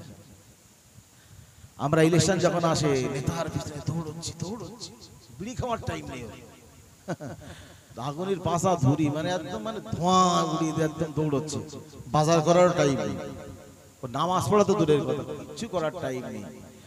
এখন ইলেকশনে হয়ে গেল, নেতার চেয়ার পেয়ে গেল, আর আমার আপনার নসিবে 2 কেজি পোকা লাগা গো, আর 3-4টে যদি বড় হয় আমের চারা, এর থেকে আর বেশি কিছু নেই। ধোঁয়া উড়িয়ে দৌড়িয়েছিল মুসলমান কাঁচা মেয়েদের, মারবে কারা? মুসলমান, মরবে কারা? মুসলমান। কি যন্ত্রণা! আর নেতাগুলো দেখে আমাদের কি মাথায় আর কবে ঢুকবে আমাদের? যদি অসুস্থ হলো মমতা দেখতে গেল, অন ক্যামেরায় বলছি, গেল না, দাদার জন্য দিদি শাল শুল মিষ্টি সব নিয়ে যাচ্ছে বলে, ওরা নেতারা সব এক জায়গায় বসে চা খায়, কি আনন্দ দেখবেন। শুভেন্দু যা আসে না কেন, যে কটা আছে সব এক জায়গায়, নেতারা যখন বসে খোশ মেজাজ গল্প, চায়ে চুমুক, কি আনন্দ। বন্যা স্রোত বয়ে যাচ্ছে, মুসলমান বাপ বেটা সম্পর্ক নেই, মা বাবা সম্পর্ক নেই, আত্মীয় স্বজন পাড়া প্রতিবেশী মুখ দেখা নেই। কি আমাদের ভিতরে আমরা কি বুঝ আমাদের এসেছে ভাই, যে ওদের চেয়ার পাইয়ে দিলাম, ওরা সেখানে মজায় ঠান্ডা ঘরে বসে এক চেয়ারে বসে এক টেবিলে বসে তারা চা খায়, আর আমরা আমাদের মুখ দেখা দেখি নেই, এ ওর দিকে সে দেখে কথা বলে না, ওর দিকে কথা বলে না, বাড়িতে পাঁচিল তুলে দিচ্ছি। এই তো আমাদের কঠিন অবস্থা, কোনটা বলি আর কোনটা না বলি, গিজ গিজ করতেছে মধ্যে, যে কোনটা বলবো আর কোনটা না বলি, যেটা না বলি সেটা সমস্যা। এগিয়ে চলো, বড় বড় মাছ দেখে যখন লোভ সামলাতে পারেনি, তখন মাছ ধরতে লাগলো, মাছ ধরে আর খায়, যেগুলো খেতে পারে না বিক্রি করে মাল হলো, টাকা হলো, অল্প দিনের মধ্যে ধনী হয়ে গেল। অনেক কথা, আমার অনেক কথা বলতে হবে, এই জন্য করে খুব দ্রুত কথা বলছি, মাথায় রাখুন, যে অল্প দিনে এলাকার মানুষ ধনী। আল্লাহ বলছেন, নবী এই মাছগুলো বলো ওদের জালা ছিপ দিয়ে ধরা না, আমার কালাম শুনতে আসে আমার নবীর কণ্ঠে, মাছগুলো তন্ময় হয়ে ঠোঁটটা বালিতে পাতি দিয়ে শুনতে আসে, আর সেই সুযোগে মাছ ধরে খায়। আল্লাহ পাক ঘোষণা দিলেন, ওদের নিষেধ করে দাও, শনিবারের দিন মাছ ধরে খাওয়া হারাম, খেতে পারবে না। দাউদ আলাইহিস সালাম ওদেরকে ডাকলেন, বললেন, নিষেধ করে দিলেন। তারা বলল, নবী যখন বলছে ঠিক আছে, খাবো না শনিবারের দিন, তবে শনিবারে খাবো না, কোন লাইন দিয়ে খাওয়া যায়? হুজুররা বলতেছে সুদ খাওয়া যাবে না, ব্যবসা করো, ব্যবসা হালাল, তা সুদ খাওয়া যাবে না, তা কোন অ্যাঙ্গেলে খাওয়া যায়? ধান্দা করে না? একবার তালাক দিয়ে ফেলেছে, 3 তালাক দেওয়ার পরে ওর জন্য তো চিরতরে হারাম, তাই তো নাকি? 3 তালাক দিয়ে ফেলেছে, বলে হুজুর রাগের মাথায় তালাক দিলাম, তা তালাক হবে? কেউ দিয়ে ফেলে 3 তালাক, তালাক হবে না? হবে।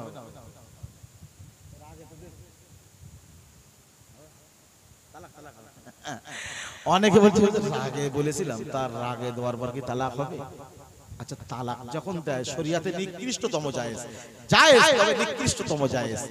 আচ্ছা, তালাক যখন দেয় তখন বউরে জড়িয়ে ধরে সুন্দর করে একটা চুমু দিয়ে তাই বলে যে তুই 3 তালাক, জড়িয়ে ধরে চুমু টুমু খেয়ে থাকবে বলে তালাক, কথা কাটাকাটি হবে, রাগারাগি হবে, তারপরে বটি ছোড়াছড়ি হবে, যায় একটা ছোড়াছড়ি হবে, বাপ মা তুলে মোটামুটি হিন্দি বাংলা চলবে, তারপরে কিন্তু কোপ দেবে। রাগারাগি হয়ে অশান্তির পরেই তো দেয়। ভালোবেসে কি তবে নিকৃষ্টতম জায়েজ তালাক দেওয়া। আচ্ছা, এই তালাক দেওয়ার হয়ে গেলে এখন এই হুজুরদের খোঁজে না খোঁজে, হুজুর ইস যা করে ফেলেছি, এখন এই কোন রকম লাইন কথা আছে একটুখানি জুড়ি মুড়ি দেওয়া, সলিমদ্দি চাচার কাছে দিয়ে যে কোন তালাক দেবেন কেন, যেই দেবেন যাতেই দিক না কেন, দিলে তালাক হয়ে যাবে কথা বললে। কিন্তু কথা হলো যে তালাক নিকৃষ্টতম জায়েজ, কথা বুঝে আসছে। এখন দেওয়ার পরে হুজুর খোঁজে কোন রকম করে বলছে সলিমদ্দি চাচার কাছে দিয়ে হিলা করে নেবে, যে বউরে নিয়ে আবার ঘর করবে, ওর সঙ্গে বিয়ে দেবে, আর চুক্তিবদ্ধ যে তুই কিছু করবি। দেশ বাঁচা সুন্দরী বউ, টকটকে ফসলা বউ, এখন রাগের মাথায় দিয়ে ফেলেছে, সলিমদ্দি চাচার কাছে দিতে হচ্ছে, কত কষ্ট হচ্ছে, আবার দিয়ে বলতেছে দিলাম, তার কিছু করিস কোন মানে শরিয়াতে এই লজ্জা করেই তো সব জানে। লজ্জা যদি করে শিখবে কথা। আমাদের যখন হুজুরা মশলা শিখেছে, আমরা তখন ছোট ছেলের ওনার ছেলের মতো। আচ্ছা, যখন মশলা আমাদের শিখেছে, আমরা হুজুর যদি লজ্জা কথা শিখতে পারি, এখন আপনার মাদ্রাসায় যাওয়ার সুযোগ নেই, এখন শিখবেন কোথায় বলেন দিদি? আর কোথায় শিখবেন? শেখার আর জায়গা আছে নাকি? লজ্জাই যখন হিন্দি ছাড়ে গান দেয়, গাল যখন দেয়, তখন আর চাচার লজ্জা লাগে না। হায়রে, তালাক দেওয়ার পরে সে কাউর সঙ্গে ইদ্যত পালন করার পরে বিয়ে করবে, বিয়ে করার পরে সে সংসার করবে, তার সঙ্গে মিলন ঘটাবে, তারপরে জীবনে কোনোদিন কখনো যদি যদি যদি তালাক দেয়, তারপরে ইদ্যত পালন করার পরে তুমি ভাই পারবে, এর আগে কোনো সুযোগ। এখন হুজুরদের মোটামুটি কোন রকম 500 চলবে না, 5000 হুজুর ঘুরতেছে না, 33,000 একটা বান্ডেল ঝেড়ে হুজুর কোন রকম, এখন তো টাকায় সব চলতেছে, মশলা ঘুরিয়ে দিলে কোন রকম ভাবে। এই তো সমাজ চলছে, যেমন মুসল্লি তেমন ইমাম, যেমন আমাদের সমাজ তেমন ফতোয়া দিচ্ছে। কি সমাজ, কি কঠিন পরিস্থিতির সম্মুখীন আমরা হয়েছি রে ভাই। তো এই রকম কোন সুযোগ কি আসে নাকি? হারাম হারাম, কোন রকম ভাবে লাইন সুযোগ নেই। তাহলে সুদ কোন রকম করে দেখে, চেষ্টা করে কোন অ্যাঙ্গেলে খাওয়া যায় কিনা। মানে আমরা মানুষ না তো, আমরা শয়তানের উপরে জিনিস আমরা দেখতেছি কোন রকম ভাবে। তো ওই কমের মানুষেরা আমার শাখা প্রশাখা ছড়ালে এখন 2 ঘন্টা, যখন 6 ঘন্টা পেরিয়ে যাবে, ফজর হয়ে যাবে, কিছু বুঝতে পারবো না। কমের মানুষেরা চিন্তা করলো, আল্লাহ শনিবারের দিন খাওয়া যাবে না, আরে এত বড় মাছ তো কবে খাওয়া যাবে? ওরা ফোন দিয়ে আটতে লাগলো। ওরা চিন্তা করে পেল শনিবারের দিন নবী যখন পড়তে আসবে, আমরা বসবো, বসে খানিক পরে উঠে যাব, উঠে যেয়ে আমরা মাছ ধরবো, পিছনে যেয়ে এই মাছ ওরা যখন শুনতেছে এরকম সুন্দর করে, পিছনে যেয়ে এই জাল কিংবা পাটা দিয়ে আটকে দেবো। মাছ আর নবী যখন পড়ে উঠে চলে যাবে, এই মাছ আর ফিরে যেতে পারবে না, পারবে? পিছন থেকে লম্বা লম্বি করে এখন পাটা কিংবা জাল ফেলে দিয়েছে পিছন দিকে, আর মাছ এই রয়ে গেল। নবী যখন উঠে চলে গেল, মাছ যখন ফিরে যেতে যাচ্ছে, দেখে জাল আর পাটা, মাছগুলো আর ফিরে যেতে পারবে না। ওই মাছ আমরা শনিবারের দিন আটকে রেখে শনিবারের দিন খাবো না, রবিবারের দিন খাবো, এতে তো কোনো সমস্যা নেই। চালাকি শুরু করেছে মানুষ, যে শনিবারে আল্লাহ তুমি নিষেধ করেছো, খাবো না শনিবারের দিন, ধরবো না, ওই মাল আটকে রেখে রবিবারের দিন খাবো। আর করতেও লাগলো তাই, শনিবারে মাল আটকে রেখে রবিবারের দিন জনমের খাওয়া খায়। আল্লাহ বলছে খা, আল্লাহকে সুযোগ দেয়। কত বাড়াবি, কত উড়িবি, ওর লাটাই তো আল্লাহর হাতে, ডাক দিলেই তোকে আসতেই হবে, ফিরে আসতে হবে, ফিরে আসবে। ইমানদারের ওসিলায় যখন সব খাজানা ইমানদার ফিরে পাবেই, যদি আমরা মুসলমান সত্যি ইমানদার হতে পারি। তো ওরা চালাকি করে রবিবারের দিন ধুচ্ছে আর খাচ্ছে।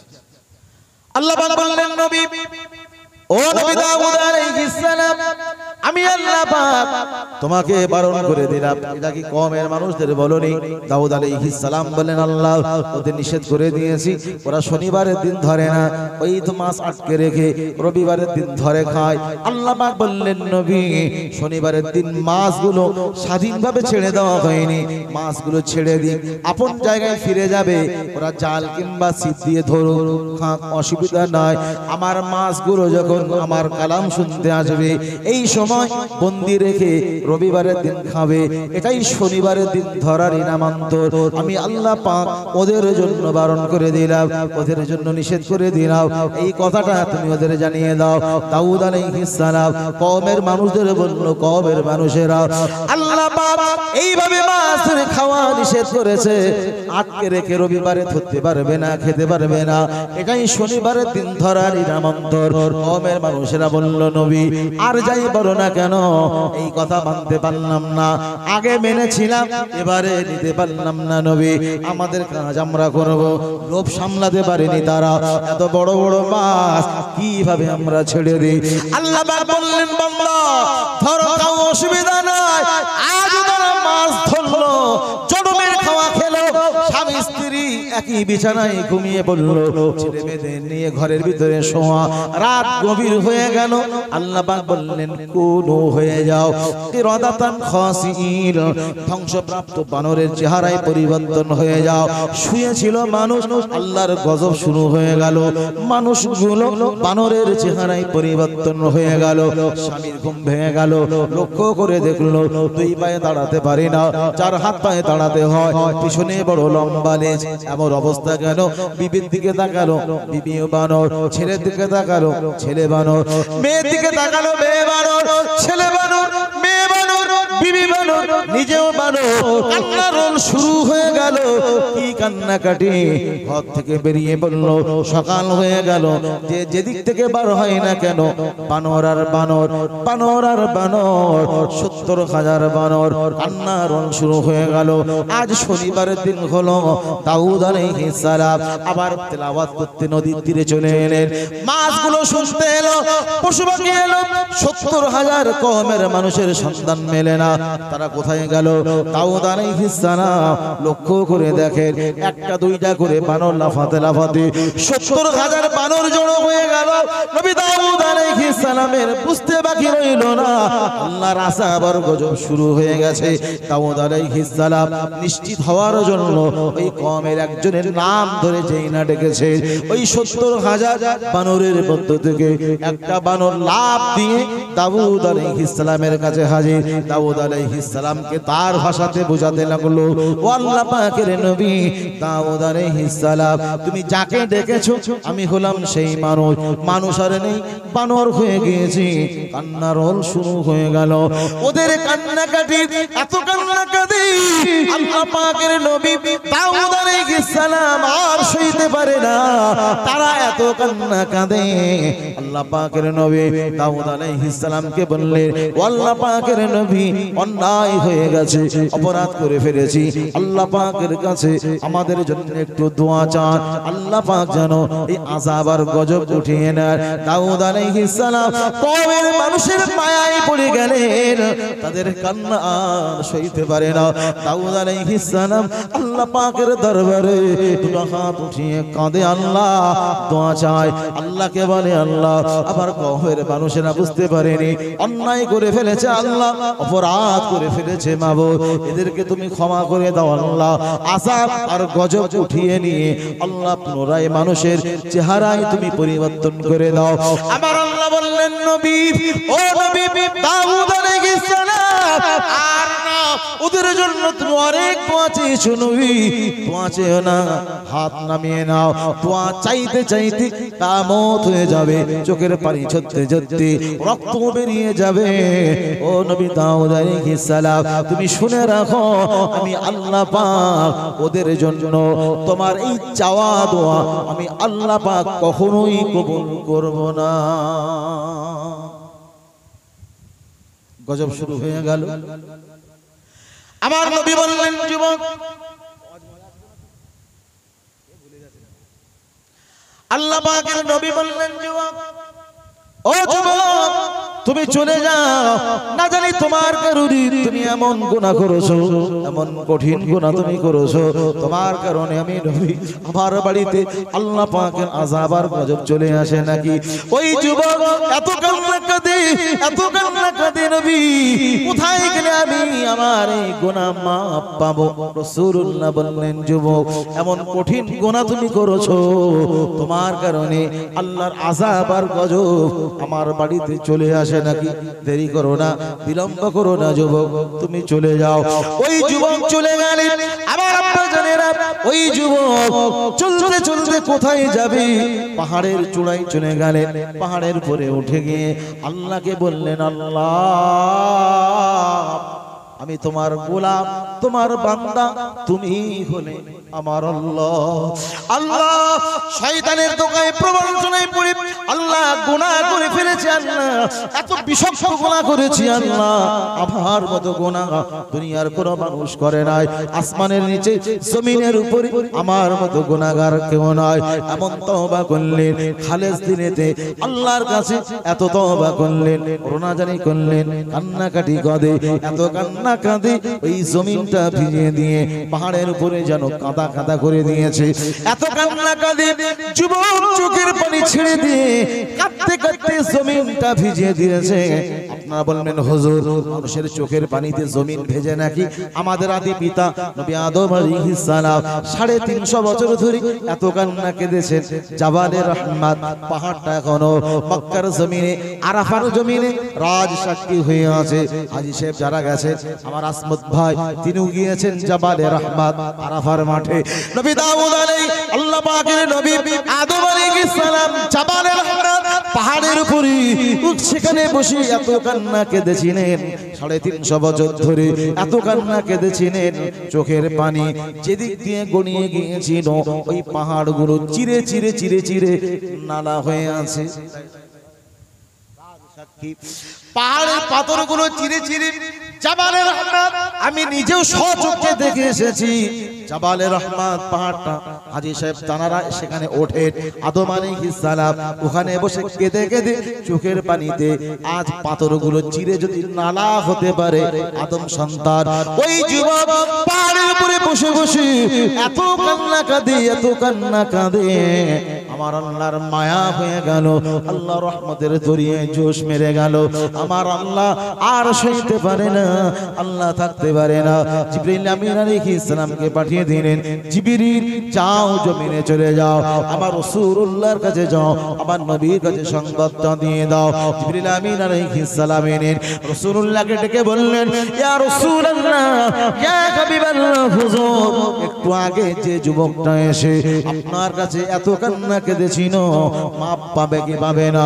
কবরের ভিতরে মৃত লাশের সঙ্গে জেনা করেছে, ওই যুবক ভুল বুঝতে পেরে আল্লাহর কাছে তওবা করেছে, আপনার কাছে এসেছিল, ক্ষমা পাবে কি পাবে না? আপনি তাকে চলে যাওয়ার জন্য বলেছেন।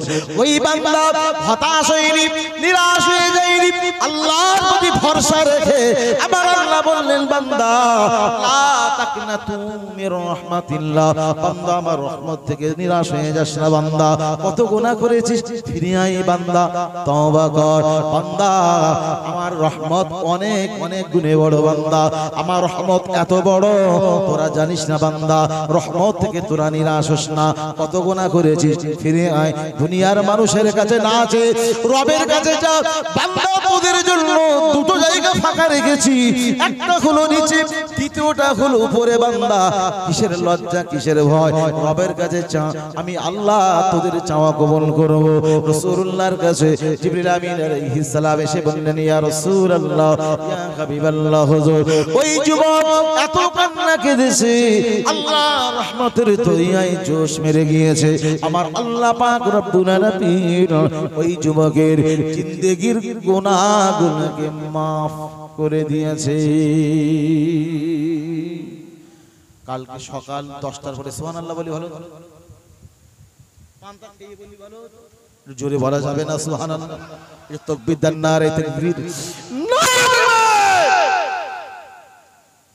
এই যে যুবক যে কঠিন গুনাহ করেছে, কি ক্ষমা পাওয়া আল্লাহর কাছে? আল্লাহ বলছে, বান্দা তোদের জন্য ফাঁকা রেখেছি, ডাকার মতো ডাকলে খোদা কেমনে শোনে না। ডাকার মতো বান্দা যদি ডাকতে পারে, চাওয়ার মতো যদি চাইতে পারে, সব দেবেন আল্লাহ। এই কঠিন পরিস্থিতি মোকাবেলা আমাদের যাওয়ার কোনো সুযোগ নেই। কোথায় যাব? সব তো আমাদের গিয়েছে, কিচ্ছু আর নেই। ময়দান তো এখন আমাদের জন্য খালি আছে না নাই? সব যখন গিয়েছে, ময়দান তো খালি আছে। দুফোঁটা চোখের পানি তো এখন শুকিয়ে যায়নি। দুফোঁটা চোখের পানি ছেড়ে আল্লাহর কাছে কাঁদেন, দোয়া চান, দোয়াই আল্লাহ ফিরিয়ে দিতে পারে। মুমিনের দোয়া, মুমিনের দোয়া, মুমিনের কান্না আল্লাহ যদি রহমতের দরিয়ায় জোশ মারে, যদি আমাদের সম্পদ পুনরায় আমরা ফিরে পাই। যেমন চেষ্টা আমাদের, মুজাহাদা যেমন চেষ্টা আমাদের করা লাগবে, মাঠে ময়দানে যেখানে আমাদের যেতে হবে প্রতিবাদের জন্য যেতে হবে, সাথে নামাজ পড়ে আল্লাহর কাছে একটু দোয়া চান, কাঁদেন নিঝুম নিষিদ্ধ রাতে, যখন মানুষগুলো ঘুমিয়ে পড়েছে, দেওয়ালে পিঠ থেকে গেছে, কঠিন পরিস্থিতি, আমাকে আপনাকে কবরস্থানে শুতে দেবে না ভাই, মসজিদে নামাজ পড়তে দেবে না। অনেকে মনে নামাজই পড়ে না, তা মসজিদ নামাজ পড়ে না তো, কোথাও পড়ে না তো, কিসের চিন্তা? থাকতি আর জাতি হয়, ওর কোনো চিন্তা আছে না? কি কঠিন পরিস্থিতি এসেছে ভাই। একটু নিঝুম নিষিদ্ধ রাতে বিবি ঘুমায়, ছেলে ঘুমায়, মেয়ে ঘুমায়, সেই সময় 2 রাকাত নামাজ পড়ে ওযু করে আল্লাহর কাছে 2 ফোঁটা চোখের পানি ছেড়ে, এই মুসলিমের জন্য, তাম বিশ্বের মুসলমানের জন্য, খাস করে আমরা ভারতের মুসলমান, আজ আমাদের সম্পদ হাতছাড়া হয়ে যাচ্ছে। একটু আল্লাহর কাছে, রবের কাছে একটু চান। কজন কেঁদেছে রে ভাই? মা মরে গেলে কাঁদি, ছেলে মরে গেলে কাঁদি, বউ মরে গেলে কাঁদি, কিশোর। কিন্তু আমার সম্পদ চলে যাচ্ছে, ওয়াকফে লিল্লাহ, এই ওয়াকফ করে দেওয়া, এটাও তো সাদকায়ে জারিয়া, কবরে শুয়ে তারা সওয়াব পাবে। আল্লাহর সম্পদ, এই সম্পদ যে চলে যাচ্ছে, সম্পদের মায়া গজন করেছে।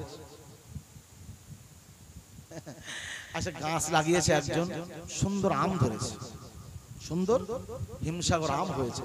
গাছটা ছোট, একটা গাছে হয়তো 10টা 20টা আম হওয়ার দরকার, সেই গাছে যদি 500 আম হয়, বাড়ির সামনে থাকে, দেখতে ভালো লাগবে না? লাগবে। গাছটা লাগিয়েছিল আমার দাদা। কে লাগিয়েছে? আমার দাদা। আচ্ছা, ওই ঘর করার সময় যদি ফলন্ত গাছটা আমার কাটতে হয়, তা কাটার সময় কি মায়া লাগবে আমার? মাল তো আমি লাগাইনি, ফল হয়েছে, কি হয়েছে?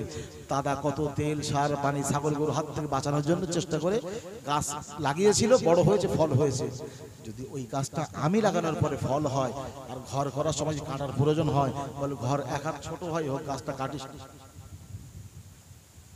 ঠিক বলছেন, ভুল বলছি? মায়া বলতে সম্পদ কেনা দেশে কোথাকার সম্পদ, এখন মায়া হয়নি আমাদের, মায়া হয়নি। যারা লাগিয়েছিল সম্পদ, যারা আজ কবরে, তারা যদি বেঁচে থাকতো, তারা বুকের তাজা রক্ত দিয়ে হলেও এই জমিন বাঁচানোর চেষ্টা তারা করতো না। সেই জায়গায় আল্লাহর ঘর, মসজিদ নির্মাণ হয়েছে, মাদ্রাসা হয়েছে, কবরস্থান হয়েছে, ঈদগাহ হয়েছে। আপনি কাঁদুন, চান, আল্লাহ তো এখনো দরজা বন্ধ করে দেন। আপনি মনে করছেন দোয়া চাচ্ছি, কবুল হচ্ছে কি? ঠিক আছে, কবুল হবে কি হবে না? আরে কিয়ামতের দিন কোন জিনিসটা কাজে লাগবে? আল্লাহকে ডাকার মতো। ছোট্ট একটি কথা বলি, ইমাম গাজ্জালি রাহমাতুল্লাহ আলাইহি লিখেছেন, কিয়ামতের দিন বিচার হয়ে গেল, একজন মানুষ জাহান্নামী হয়ে যাবে। তা আল্লাহ বলছে, বান্দা একটা নেকি হলে জান্নাত, একটা।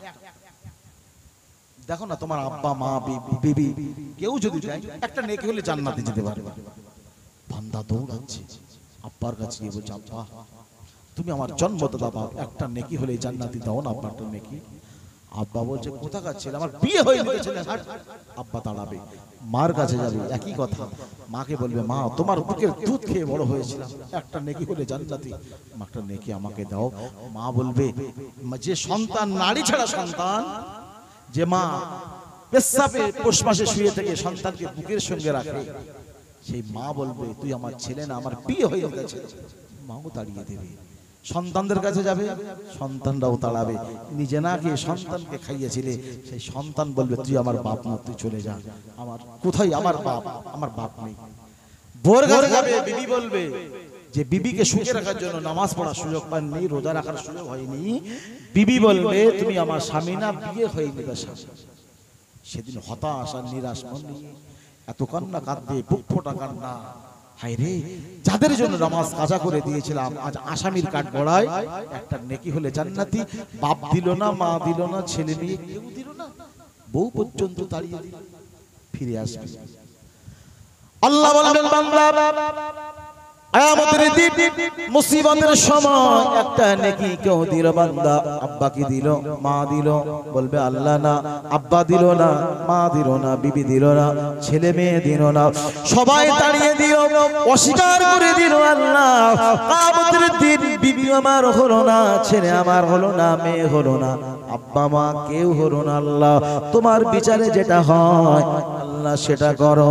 কেউ যখন হলো না কি করব আল্লাহ, নসিবটা আমার খারাপ। আমার আল্লাহ বলবেন বান্দা ফিরে আয়, বান্দা কিয়ামতের দিন একটা নেকি তোর বিবি দিল না, ছেলে দিল না, মেয়ে দিল না, আব্বা মা কেউ যখন দিল না, বান্দা আয় আয়, বান্দা চলে আয় দুনিয়ার জমিনে। ওই বিবিকে নিয়ে, ছেলে মেয়েকে নিয়ে একই ঘরে শুয়েছিলি, বান্দা বিবি তোর পাশে শোয়া ছিল, বান্দা ঘুমের গরিব ডান কাত থেকে নিয়ে বাম কাত ফেরার সময় বান্দা একটা বার আল্লাহ বলে ঠেলে উঠেছিলি, বান্দা আল্লাহ বলে ডেকে উঠেছিলি, তোর মনের অজান্তে আল্লাহ বলার ইচ্ছাই ছিল না, মনের অজান্তে আল্লাহ শব্দ বেরিয়ে গিয়েছিল। বান্দা এই খবর বিবি জানে না, ছেলে জানে না, মেয়ে জানে না, কেউ জানে না, দুনিয়ার কোনো মানুষ জানে না। বান্দা আমি আল্লাহ আমার কাছে এই ঘুমের ঘরে মনের অজান্তের ডাক আমি আল্লাহ আমার কাছে এত পছন্দ হয়েছিল, এত ভালো লেগেছিল, বান্দা ওই আল্লাহ বলার রাখের নেকিটা আমি আল্লাহ তোর জন্য স্পেশাল করে জমা করে রেখে দিয়েছিলাম। বান্দা আয় চলে আয়, বান্দা আজকের দিনে এই আল্লাহ বলার রাখের নেকিটা তোকে দিয়ে আমার দয়ার জান্নাতে যাওয়ার ব্যবস্থা করে দিলাম। যদি বলা যাবে না, জোর হবে না, না দুনিয়ার মানুষকে না ডেকে রবকে ডাকুন, রব সাড়া দেবে, ডাকার মতো ডাকবে। আপনাদের কষ্ট হচ্ছে না?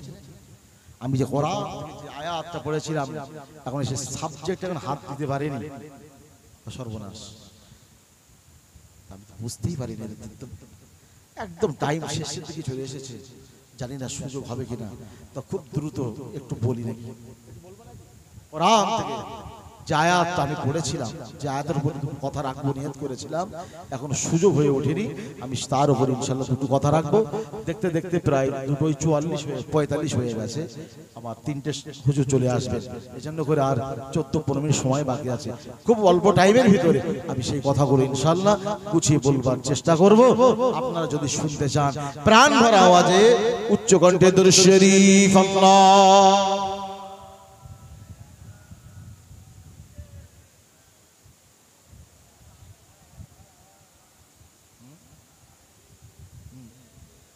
অনেক বিস্তার বলতে হবে, প্রাণ ভরা আওয়াজে দরুদ শরীফ আল্লাহ।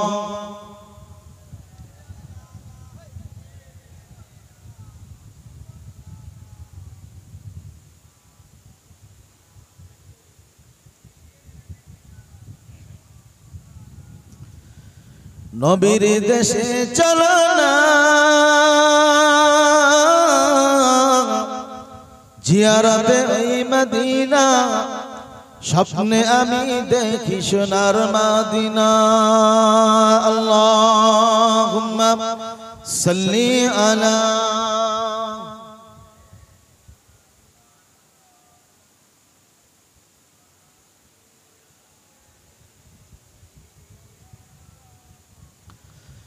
আবার ভাই জানেরা, কোরআন থেকে যে আয়াত পড়েছিলাম আল্লাহ পাক বলছেন কোরআন শরীফের ভিতরে 114টি সূরা, 114টি সূরার ভিতরে একটি সূরার নাম হলো সূরাতুন নাহাল। এই সূরাতুন নাহালের 90 নম্বর আয়াত আমি তেলাওয়াত করেছিলাম তাফসীরে মাযহারিতে। আল্লামা সানাউল্লাহ পানিপতি রাহমাতুল্লাহ আলাইহি তিনি বলেন আমার আল্লাহ কোরআনে আর কোন আয়াত যদি নাযিল না করতেন, দিন প্রচার করবার জন্য একটি আয়াত ছিল যথেষ্ট, সেই আয়াত আমি পড়েছিলাম। আয়াতের ভিতরে বান্দা বান্দীদের লক্ষ্য করে আমার আল্লাহ তিনটি আদেশ করেছেন, তিনটি নিষেধ করেছেন, এই 6টা ওয়াজ আল্লাহ করেছেন। এক নাম্বার, অনেক লম্বা কথা সংক্ষেপ করে বলি, আমার আল্লাহ বললেন বান্দা আমি আল্লাহ তোমাদেরকে ওয়াজ করলাম বান্দা, এক নাম্বার ওয়াজ হলো ইন্নাল্লাহা ইয়া'মুরু বিল আদলি, আমি আল্লাহ পাক তোমাদেরকে ঘোষণা দিলাম বান্দা তোমরা ইনসাফ ওয়ালা হয়ে যাবে, ন্যায় বিচার করবে বান্দা, সঠিক বিচার করবে বান্দা, আমি আল্লাহ সঠিক বিচারটা তোমাদেরকে ঘোষণা দিলাম, হুকুম করে দিলাম। বর্তমান যুগ সন্ধিক্ষণে সঠিক বিচার আছে নাকি মা? তেলা মাথায় লোক তেল ঢেলতে, যার তেল নেই কেউ নেই। গরিব মানুষ যদি কোলা চুরি করে সে মূলচোরের ফাঁসি হয় বলে না, এদিকে চুরি করে সাথে ফাঁক করে দিল, কোনো সমস্যা নেই। কিন্তু গরিবের ছেলে তার একবার চুরি করলে, 1 টাকা চুরি করলে চোর, 2 টাকা চুরি করলেও চোর। কিন্তু যাদের সমাজে অর্থ নেই, সম্পদ নেই, জনবল নেই, এখন বিচারে তারা সঠিক বিচার পায় বলে মাল যেদিকে বিচার ঠিক সেই দিকে ঘুরে যাবে, প্লেট যেদিকে বিচার সেই দিকে, সঠিক বিচার নেই। আল্লাহ পাক বললেন বান্দা সঠিক বিচার করবে, কিয়ামতের দিন আল্লাহর কাছে তোমাকে কৈফিয়ত দিতে হবে বান্দা, মনে রেখে তুমি। রাসূলুল্লাহর কাছে একটি বিচার এসেছে, চুরির বিচার। আর চোর চুরি করলে হাত কাটো, কোরআনের বিধান। তা রাসূল সিদ্ধান্ত নিয়েছেন চুরি করবে, চুরি করেছেন হাত কেটে দেবেন। সাহাবায়ে কেরামেরা চিন্তা করলো যে মহিলা চুরি করেছে, একজন মহিলা, সে কুরাইশ বংশের, আর রাসূল তিনিও কুরাইশ বংশের। সাহাবায়ে কেরামেরা সিদ্ধান্ত নিলেন রাসূল যদি হাত কেটে দেন কুরাইশ বংশের মর্যাদা ক্ষুণ্ণ হবে, হাত না কেটে নবী যদি একটা আঙুল কাটতেন ভালো হতো। সিদ্ধান্ত সাহাবারা নিচ্ছে হাতটা না কেটে একটা আঙুল নাই কেটে দিতেন। তা রাসূলুল্লাহর কাছে কে বলবে, সাহসে কারো কুলায় না। সাহাবায়ে কেরামেরা সিদ্ধান্ত নিল রাসূলুল্লাহর পালিত পুত্র ছিলেন যায়েদ, যায়েদের ছিল উসামা।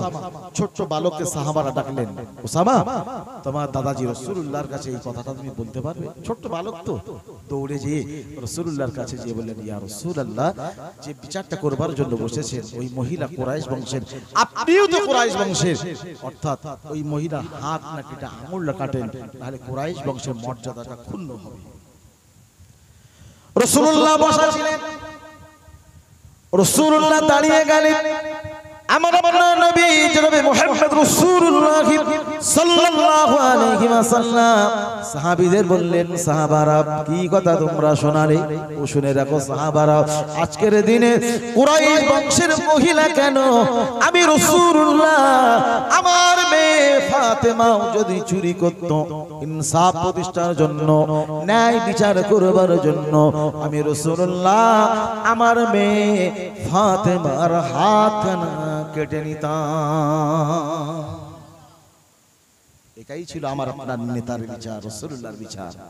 আর বর্তমান নেতার বিচার আরেকটা বিচারের কথা। একজন যুবক মুসাফির নওজোয়ান যুবক ঘোড়ার পিঠে সওয়ার হয়ে পথ চলছে, উটের পিঠে সওয়ার হয়ে পথ চলছে, চলতে মরুভূমির রাস্তা তো, যেতে যেতে যেতে যেতে অত্যন্ত কষ্ট হয়ে যাওয়ার কারণে একটা গাছের গোড়ায় দড়ি দিয়ে উটটা বেঁধে, অন্য দুদিন দড়িটা দিয়ে উট বেঁধে দিয়েছেন, দিয়ে গাছতলাতে বসে পড়লেন যুবক। বসতে দেরি, ঘুমাইতে দেরি না, সঙ্গে সঙ্গে যুবক ঘুমিয়ে পড়েছে। ঘুমের মাঝে ওই উটের দড়ি ছিঁড়ে যেয়ে উটটা চলে গেছে। কিছু সময় পরে মুসাফির নওজোয়ান যুবকের ঘুমটা ভেঙে গেল। ওই মুসাফির নওজোয়ান যুবক হতাশ হয়ে পড়লেন, আল্লাহ মরুভূমির রাস্তা কিভাবে অতিক্রম করব, কোথায় যাব, উটটা কোথায় চলে গেল, আল্লাহ এত রাস্তা কিভাবে আমি পাড়ি দেব? এই যুবক উটটা খোঁজার জন্য বেরিয়ে পড়লেন। তিনি লক্ষ্য করে দেখলেন কিছু দূর যাওয়ার পরে তিনি লক্ষ্য করলেন মাঠের ভিতরে তার উটটা মরে পড়ে রয়েছে, পাশে একজন বৃদ্ধা মানুষ দাঁড়িয়ে রয়েছেন। ওই বৃদ্ধা মানুষকে ডেকে বললেন, বাবা উটের এমন অবস্থা কেন? ওই বাগানের মালিক বৃদ্ধা মানুষ বললেন, বাবা এই বাগানের মালিক হলাম আমি। এই উট আমার ফসল মারিয়ে দিয়ে চলছিল, তাড়ানোর জন্য পাথর নিক্ষেপ করছিলাম, মারতে যে বেকায়দা লেগে যে উটের কপাল ছিদ্র হয়ে যে রক্তক্ষরণ হয়ে এক পর্যায়ে উটটা মরে গিয়েছে। মুসাফির নওজোয়ান যুবক আর রাগ সামলাতে পারে না, কি সর্বনাশ করে দিলে, কিভাবে আমি রাস্তা অতিক্রম করব, মরুভূমি রাস্তা কিভাবে যাব, নিজেকে সামলাতে না পেরে ওই বৃদ্ধা মানুষকে লক্ষ্য করে মারতে লাগলেন। মেরে ফেলবার ইচ্ছা নয়, মারতে মারতে এক পর্যায়ে এমন হলো এই যুবকের হাতে বাগানের মালিক বৃদ্ধা মানুষ তিনিও এক পর্যায়ে মারা গেলেন। উট মরে গেল, বাগানের মালিক বৃদ্ধাও তিনি মারা গেলেন। সন্ধ্যা ঘনিয়ে এলো, ওই বৃদ্ধার দুটো ছেলে ছিল। সন্ধ্যার টাইমে যখন আব্বা ঘরে গেলেন না, আব্বার সন্ধানে তারা বেরিয়ে পড়লেন। খুঁজতে খুঁজতে তারা যখন বাগানে চলে এলেন, লক্ষ্য করে দেখলেন বাগানের ভিতরে একটা উট মরে পড়ে রয়েছে, তাদের আব্বা জান মরে পড়ে আছে, একজন যুবক দাঁড়িয়ে আছে। ওই বৃদ্ধার দুটো ছেলে ওই যুবক ছেলেটাকে বললেন, যুবক, ও যুবক ভাই, বলো বলো, উটটা মরে আছে, আমাদের আব্বা জান মরে পড়ে রয়েছে, কারণ কি, তুমি এখানে কেন দাঁড়িয়ে রয়েছো? মুসাফির নওজোয়ান যুবক সব কত ঘটনাই খুলে বললেন, সবটাই বললেন। উটের মালিক আমি, সফরে চলছিলাম, দড়িটা ছেড়ে যে উটটা যখন চলছিল, তোমার আব্বা জান পাথর দিয়ে মেরে ফেলেছে। রাগ সামাল দিতে না পেরে তোমাদের আব্বাকে মারতে মারতে এক পর্যায়ে আমার হাতে তোমাদের আব্বা জান মরে গিয়েছে। মেরে ফেলবার ইচ্ছা আমার নয়, বেকায়দা লেগে যে তোমাদের আব্বা জান মারা গিয়েছে, হায় রে, আমি খুনের আসামি হয়ে গিয়েছি। ওই যুবকরা বললেন, ও যুবক, তুমি খুনের আসামি, কি সর্বনাশ করে দিলে, আমাদের আব্বা জান মরে গিয়েছে, মারা গিয়েছে, এখনো তুমি দাঁড়িয়ে আছো, ভয় তোমার নাই? তুমি কি জানো, এখনই তোমাকে খলিফা দরবারে নিয়ে যাব, আমিরুল মুমিনিন খলিফাতুল মুসলিমিন ফারুক আযম ওমর রাদিয়াল্লাহু তাআলা আনহুর দরবারে তোমাকে নিয়ে যাব। তুমি কি জানো তিনি কি বিচার ফয়সালা করবেন? ওই যুবক বললেন, ও বৃদ্ধার ছেলেরা, চলো চলো, তোমরা নিয়ে চলো, আমি খুশি, যেখানে তোমরা নিয়ে যাবে সেখানেই যেতে আমি রাজি। আমি খুনের আসামি, আমি যদি মারা যাই কিয়ামতের আদালতে আল্লাহ পাক যখন বিচার করবেন, আল্লাহর আদালতে কি কৈফিয়ত দেব? ও বৃদ্ধার ছেলেরা, চলো চলো, দুনিয়ার জমিন থেকে বিচারটা যদি হয়ে যায় আমি বড় খুশি হব, আল্লাহর আদালতে কৈফিয়ত দিতে হবে না। ওই বৃদ্ধা ছেলেরা মুসাফির নওজোয়ান যুবককে নিয়ে পথ চলতে শুরু করলেন। চলতে চলতে আমিরুল মুমিনিন খলিফাতুল মুসলিমিন ফারুক আযম ওমর রাদিয়াল্লাহু তাআলা আনহুর কাছে নিয়ে গেলেন। ও আমিরুল মুমিনিন খলিফাতুল মুসলিমিন, ঘটনা এই, আপনার কাছে বিচার দিলাম, আপনি বিচার ফয়সালাটা করেন। আমিরুল মুমিনিন খলিফাতুল মুসলিমিন ফারুক আযম রাদিয়াল্লাহু তাআলা, ওমর ফারুক রাদিয়াল্লাহু তাআলা আনহু, যিনি রাসূলুল্লাহর সাহাবী, রাসূলুল্লাহ বলেছিলেন আমার সাহাবীদের তোমরা অনুসরণ করবে, আমার সাহাবীরা এক একটা নক্ষত্রের সমতুল্য, সাহাবীদের যারা অনুসরণ করবে নিশ্চয়ই তারা জান্নাতগামী হবে, জান্নাতের পথ তারা পাবে, আমার সাহাবায়ে কেরামেরা তারা জান্নাতি। হযরত ওমর ফারুক রাদিয়াল্লাহু তাআলা আনহু আমিরুল মুমিনিন খলিফাতুল মুসলিমিন, কোরআনের বিধান অনুযায়ী তিনি রায় ঘোষণা করে দিলেন, এই মুসাফির নওজোয়ান যুবককে ফাঁসির দড়িতে ঝোলানো হবে। মৃত্যুর, তুমি কতল করেছো, কতলে বদলা কতল, তুমি মেরে ফেলেছো, তোমাকে মৃত্যুদণ্ড দেওয়া হবে। কোরআনের বিধান অনুযায়ী ওমর ফারুক রাদিয়াল্লাহু তাআলা তিনি রায় টেনে দিয়েছেন যে ফাঁসিতে ঝুলাই মৃত্যুদণ্ড দেওয়া হবে। কিন্তু প্রত্যেক দেশের রীতিনীতি হলো মৃত্যুর ফাঁসিতে ঝোলানোর আগে জিজ্ঞাসা করা হয়, কিছু খেতে চাও, কারোর সঙ্গে দেখা করতে চাও, জীবন ভিক্ষা ব্যতীত সে যা চায় দাবি পূরণ করার চেষ্টা করা হয়। হযরত ওমর ফারুক রাদিয়াল্লাহু তাআলা জিজ্ঞাসা করলেন, যুবক, তোমাকে দেখুনি ফাঁসির দড়িতে ঝোলানো হবে, তোমার জীবনের কোনো শেষ ইচ্ছা যদি থাকে তুমি বলতে পারো। ওই যুবক বললেন, ও আমিরুল মুমিনিন খলিফাতুল মুসলিমিন ফারুক আযম ওমর রাদিয়াল্লাহু তাআলা আনহু, আমি মুসাফির নওজোয়ান যুবক, ফাঁসির আসামি হয়ে গেছে, এখনই আমাকে মৃত্যুদণ্ড দেওয়া হবে, ফাঁসির দড়িতে ঝোলানো হবে। জীবনের শেষ ইচ্ছা হলো এটাই। আমি যখন বাড়িতে বেরিয়েছিলাম, রওনা দিয়েছিলাম, একজন ইহুদির কাছ থেকে কিছু টাকা ধার নিয়েছিলাম, তার ঋণ পরিশোধ করতে পারি নাই, সফরে বেরিয়েছি, প্রতিমধ্যে এই ঘটনা ঘটে যে আমি ফাঁসির আসামি হয়ে গেছি, মৃত্যুদণ্ড দিয়ে দেবেন। আমি যদি মারা যাই, ইহুদির টাকাটা পরিশোধ যদি করা না হয়, ওই ইহুদি একদিন বলবে মুসলমানদের এটাই স্বভাব, আমার কারণে সারা মুসলমানের কলঙ্ক হয়ে যাবে। তারা বলবে মুসলমানদের স্বভাব, ঋণ নিয়ে তারা ঋণ পরিশোধ করে না। ও আমিরুল মুমিনিন খলিফাতুল মুসলিমিন ফারুক আযম ওমর রাদিয়াল্লাহু তাআলা আনহু, আপনি একটু আমাকে কিছু দিনের জন্য যদি ছুটি দিতেন, বাড়িতে যে ইহুদির টাকাটা পরিশোধ করে দিয়ে আমি চলে আসব, তারপরে আমার ঋণটা পরিশোধ করে যখন আসবো আমাকে ফাঁসির দড়িতে ঝুলিয়ে দেবেন। আমিরুল মুমিনিন খলিফাতুল মুসলিমিন ফারুক আযম ওমর রাদিয়াল্লাহু তাআলা আনহু বললেন, যুবক, ও যুবক, তুমি শুনে রাখো, এইভাবে ছুটি দেওয়া যায় না।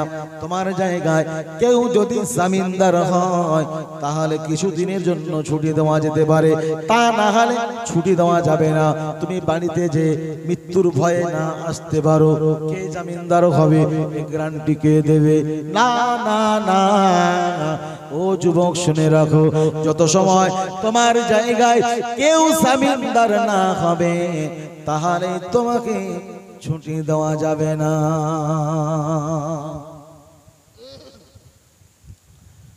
কে জামিনদার হবে? সেখানে তার আব্বা নাই, মা নাই, ভাই নাই, আপনজন আত্মীয় স্বজন কেউ তো সেখানে নাই, তার জায়গায় কে জামিনদার হবে? রাসূলুল্লাহর সাহাবায়ে কেরামেরা বসা, কে জামিনদার হবে? সাহাবায়ে কেরামেরা একজন আরেকজনের দিকে চাওয়াচাবি শুরু করলেন। সেখানে রাসূলুল্লাহর এমন একজন সাহাবী ছিলেন, হযরতে আবু যার গফারি রাদিয়াল্লাহু তাআলা আনহু দাঁড়িয়ে গেলেন, ও আমিরুল মুমিনিন খলিফাতুল মুসলিমিন ফারুক আযম ওমর রাদিয়াল্লাহু তাআলা আনহু, আমি রাসূলুল্লাহর সাহাবী আবু যার গফারি রাদিয়াল্লাহু তাআলা আনহু মুসলমান। ওই ভাই, ওই যুবক, তিনিও মুসলমান। আজ তিনি বিপদে পড়ে গেছেন, তার আব্বা নাই, এখানে মা নাই।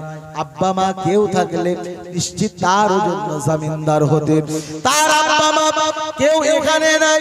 ও আমিরুল মুমিনিন খলিফাতুল মুসলিমিন, আমি রাসূলুল্লাহর সাহাবী আবু যার গফারি রাদিয়াল্লাহু তাআলা আনহু, তার জায়গায় জামিনদার হয়ে গেলাম। সুবহানাল্লাহ বলবেন না? সকল সাহাবারা অবাক, অবাক নয়নে আবু যার গফারি রাদিয়াল্লাহু তাআলা আনহুর দিকে তাকিয়ে বললেন, কি আজব কাহিনী, কি আশ্চর্য ব্যাপার! রাসূলুল্লাহর একজন নির্দোষ সাহাবী এমন একজন দোষী মানুষের জায়গায় জামিনদার হয়েছেন। ওই মানুষটাকে ফাঁসিতে ঝুলানো হবে, মৃত্যুর ভয়ে বাড়িতে যে তিনি যদি না আসে, রাসূলুল্লাহর সাহাবীকে আমিরুল মুমিনিন নিশ্চিত করে ফাঁসির দড়িতে ঝুলিয়ে দেবে। আহারে, কি সর্বনাশটা করল আবু যার গফারি রাদিয়াল্লাহু তাআলা। এইরকম মানুষের জায়গায় জামিনদার হয়, ও তো নিশ্চিত মৃত্যুর ভয়ে আর আসবে না। আমিরুল মুমিনিন খলিফাতুল মুসলিমিন ফারুক আযম ওমর রাদিয়াল্লাহু তাআলা বললেন, ও রাসূলুল্লাহর সাহাবী আবু যার গফারি রাদিয়াল্লাহু তাআলা, তুমি যার জন্য জামিনদার হয়েছো, তুমি তো জানো আমি রাসূলুল্লাহর সাহাবী ওমর কাউকে ছেড়ে দিই না, সে যদি না আসে নিশ্চিত তোমাকে মৃত্যুদণ্ড দেওয়া হবে। যাও, বাড়িতে যাও, বাড়ি থেকে বনে এসো। আবু যার গফারি চলে গেলেন। আব্বা মাকে বললেন, বিবিকে বললেন, বিবি, আমি একজন মুসলমানের জায়গায় জামিনদার হয়েছি, তোমার স্বামীকে জীবনের মতো দেখে নাও।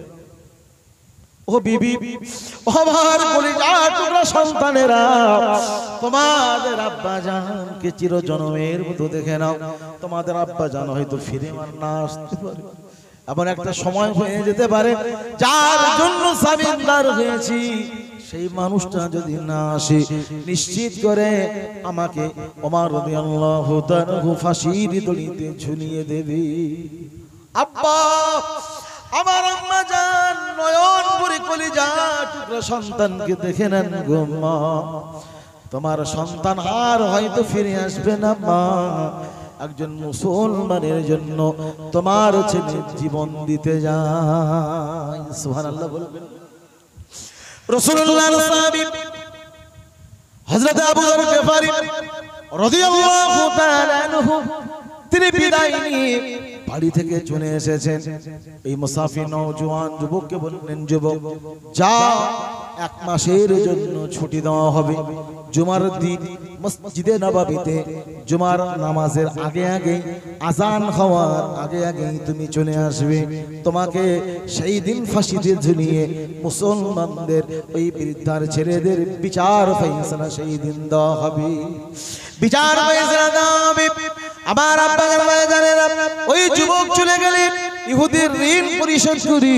আব্বা মায়ের কাছে এলেন, আব্বাকে বললেন, আব্বা মা তোমাদের ছেলে আগে ছিল সফরে গিয়েছিল মা, বিদায় নিয়েছিলাম সফরের বিদায়, এবারে জীবনের শেষ বিদায় টুকুন দিয়ে দেন।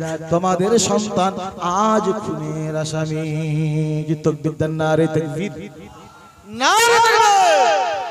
পীরজাদা হুজুর কেবলা, পীরজাদা হুজুর কেবলা, সিলসিলা ফুরফুরা শরীফ, নারে তাকবীর। ভাইজান হুজুর এসেছেন, আপনাদের মাঝে তিনি আলোচনা রাখবেন। দেখতে আমি আপনাদের কাছে কম বেশি 2 ঘন্টা আলোচনা রেখেছি।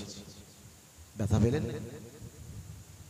আমি যেহেতু বলতেছিলাম যে বিচার ফয়সালাটা কি হয়েছে, হুজুর এসেছেন, তানাকে বসিয়ে রেখে বলা সম্ভব নয় যে বিচার ফয়সালাটা কি হয়েছিল। ওই যুবক মুসাফির নওজোয়ান যুবক ফিরে এসেছিলেন না, আল্লাহ পাক কখনো সুযোগ দিলে ইনশাআল্লাহ হবে।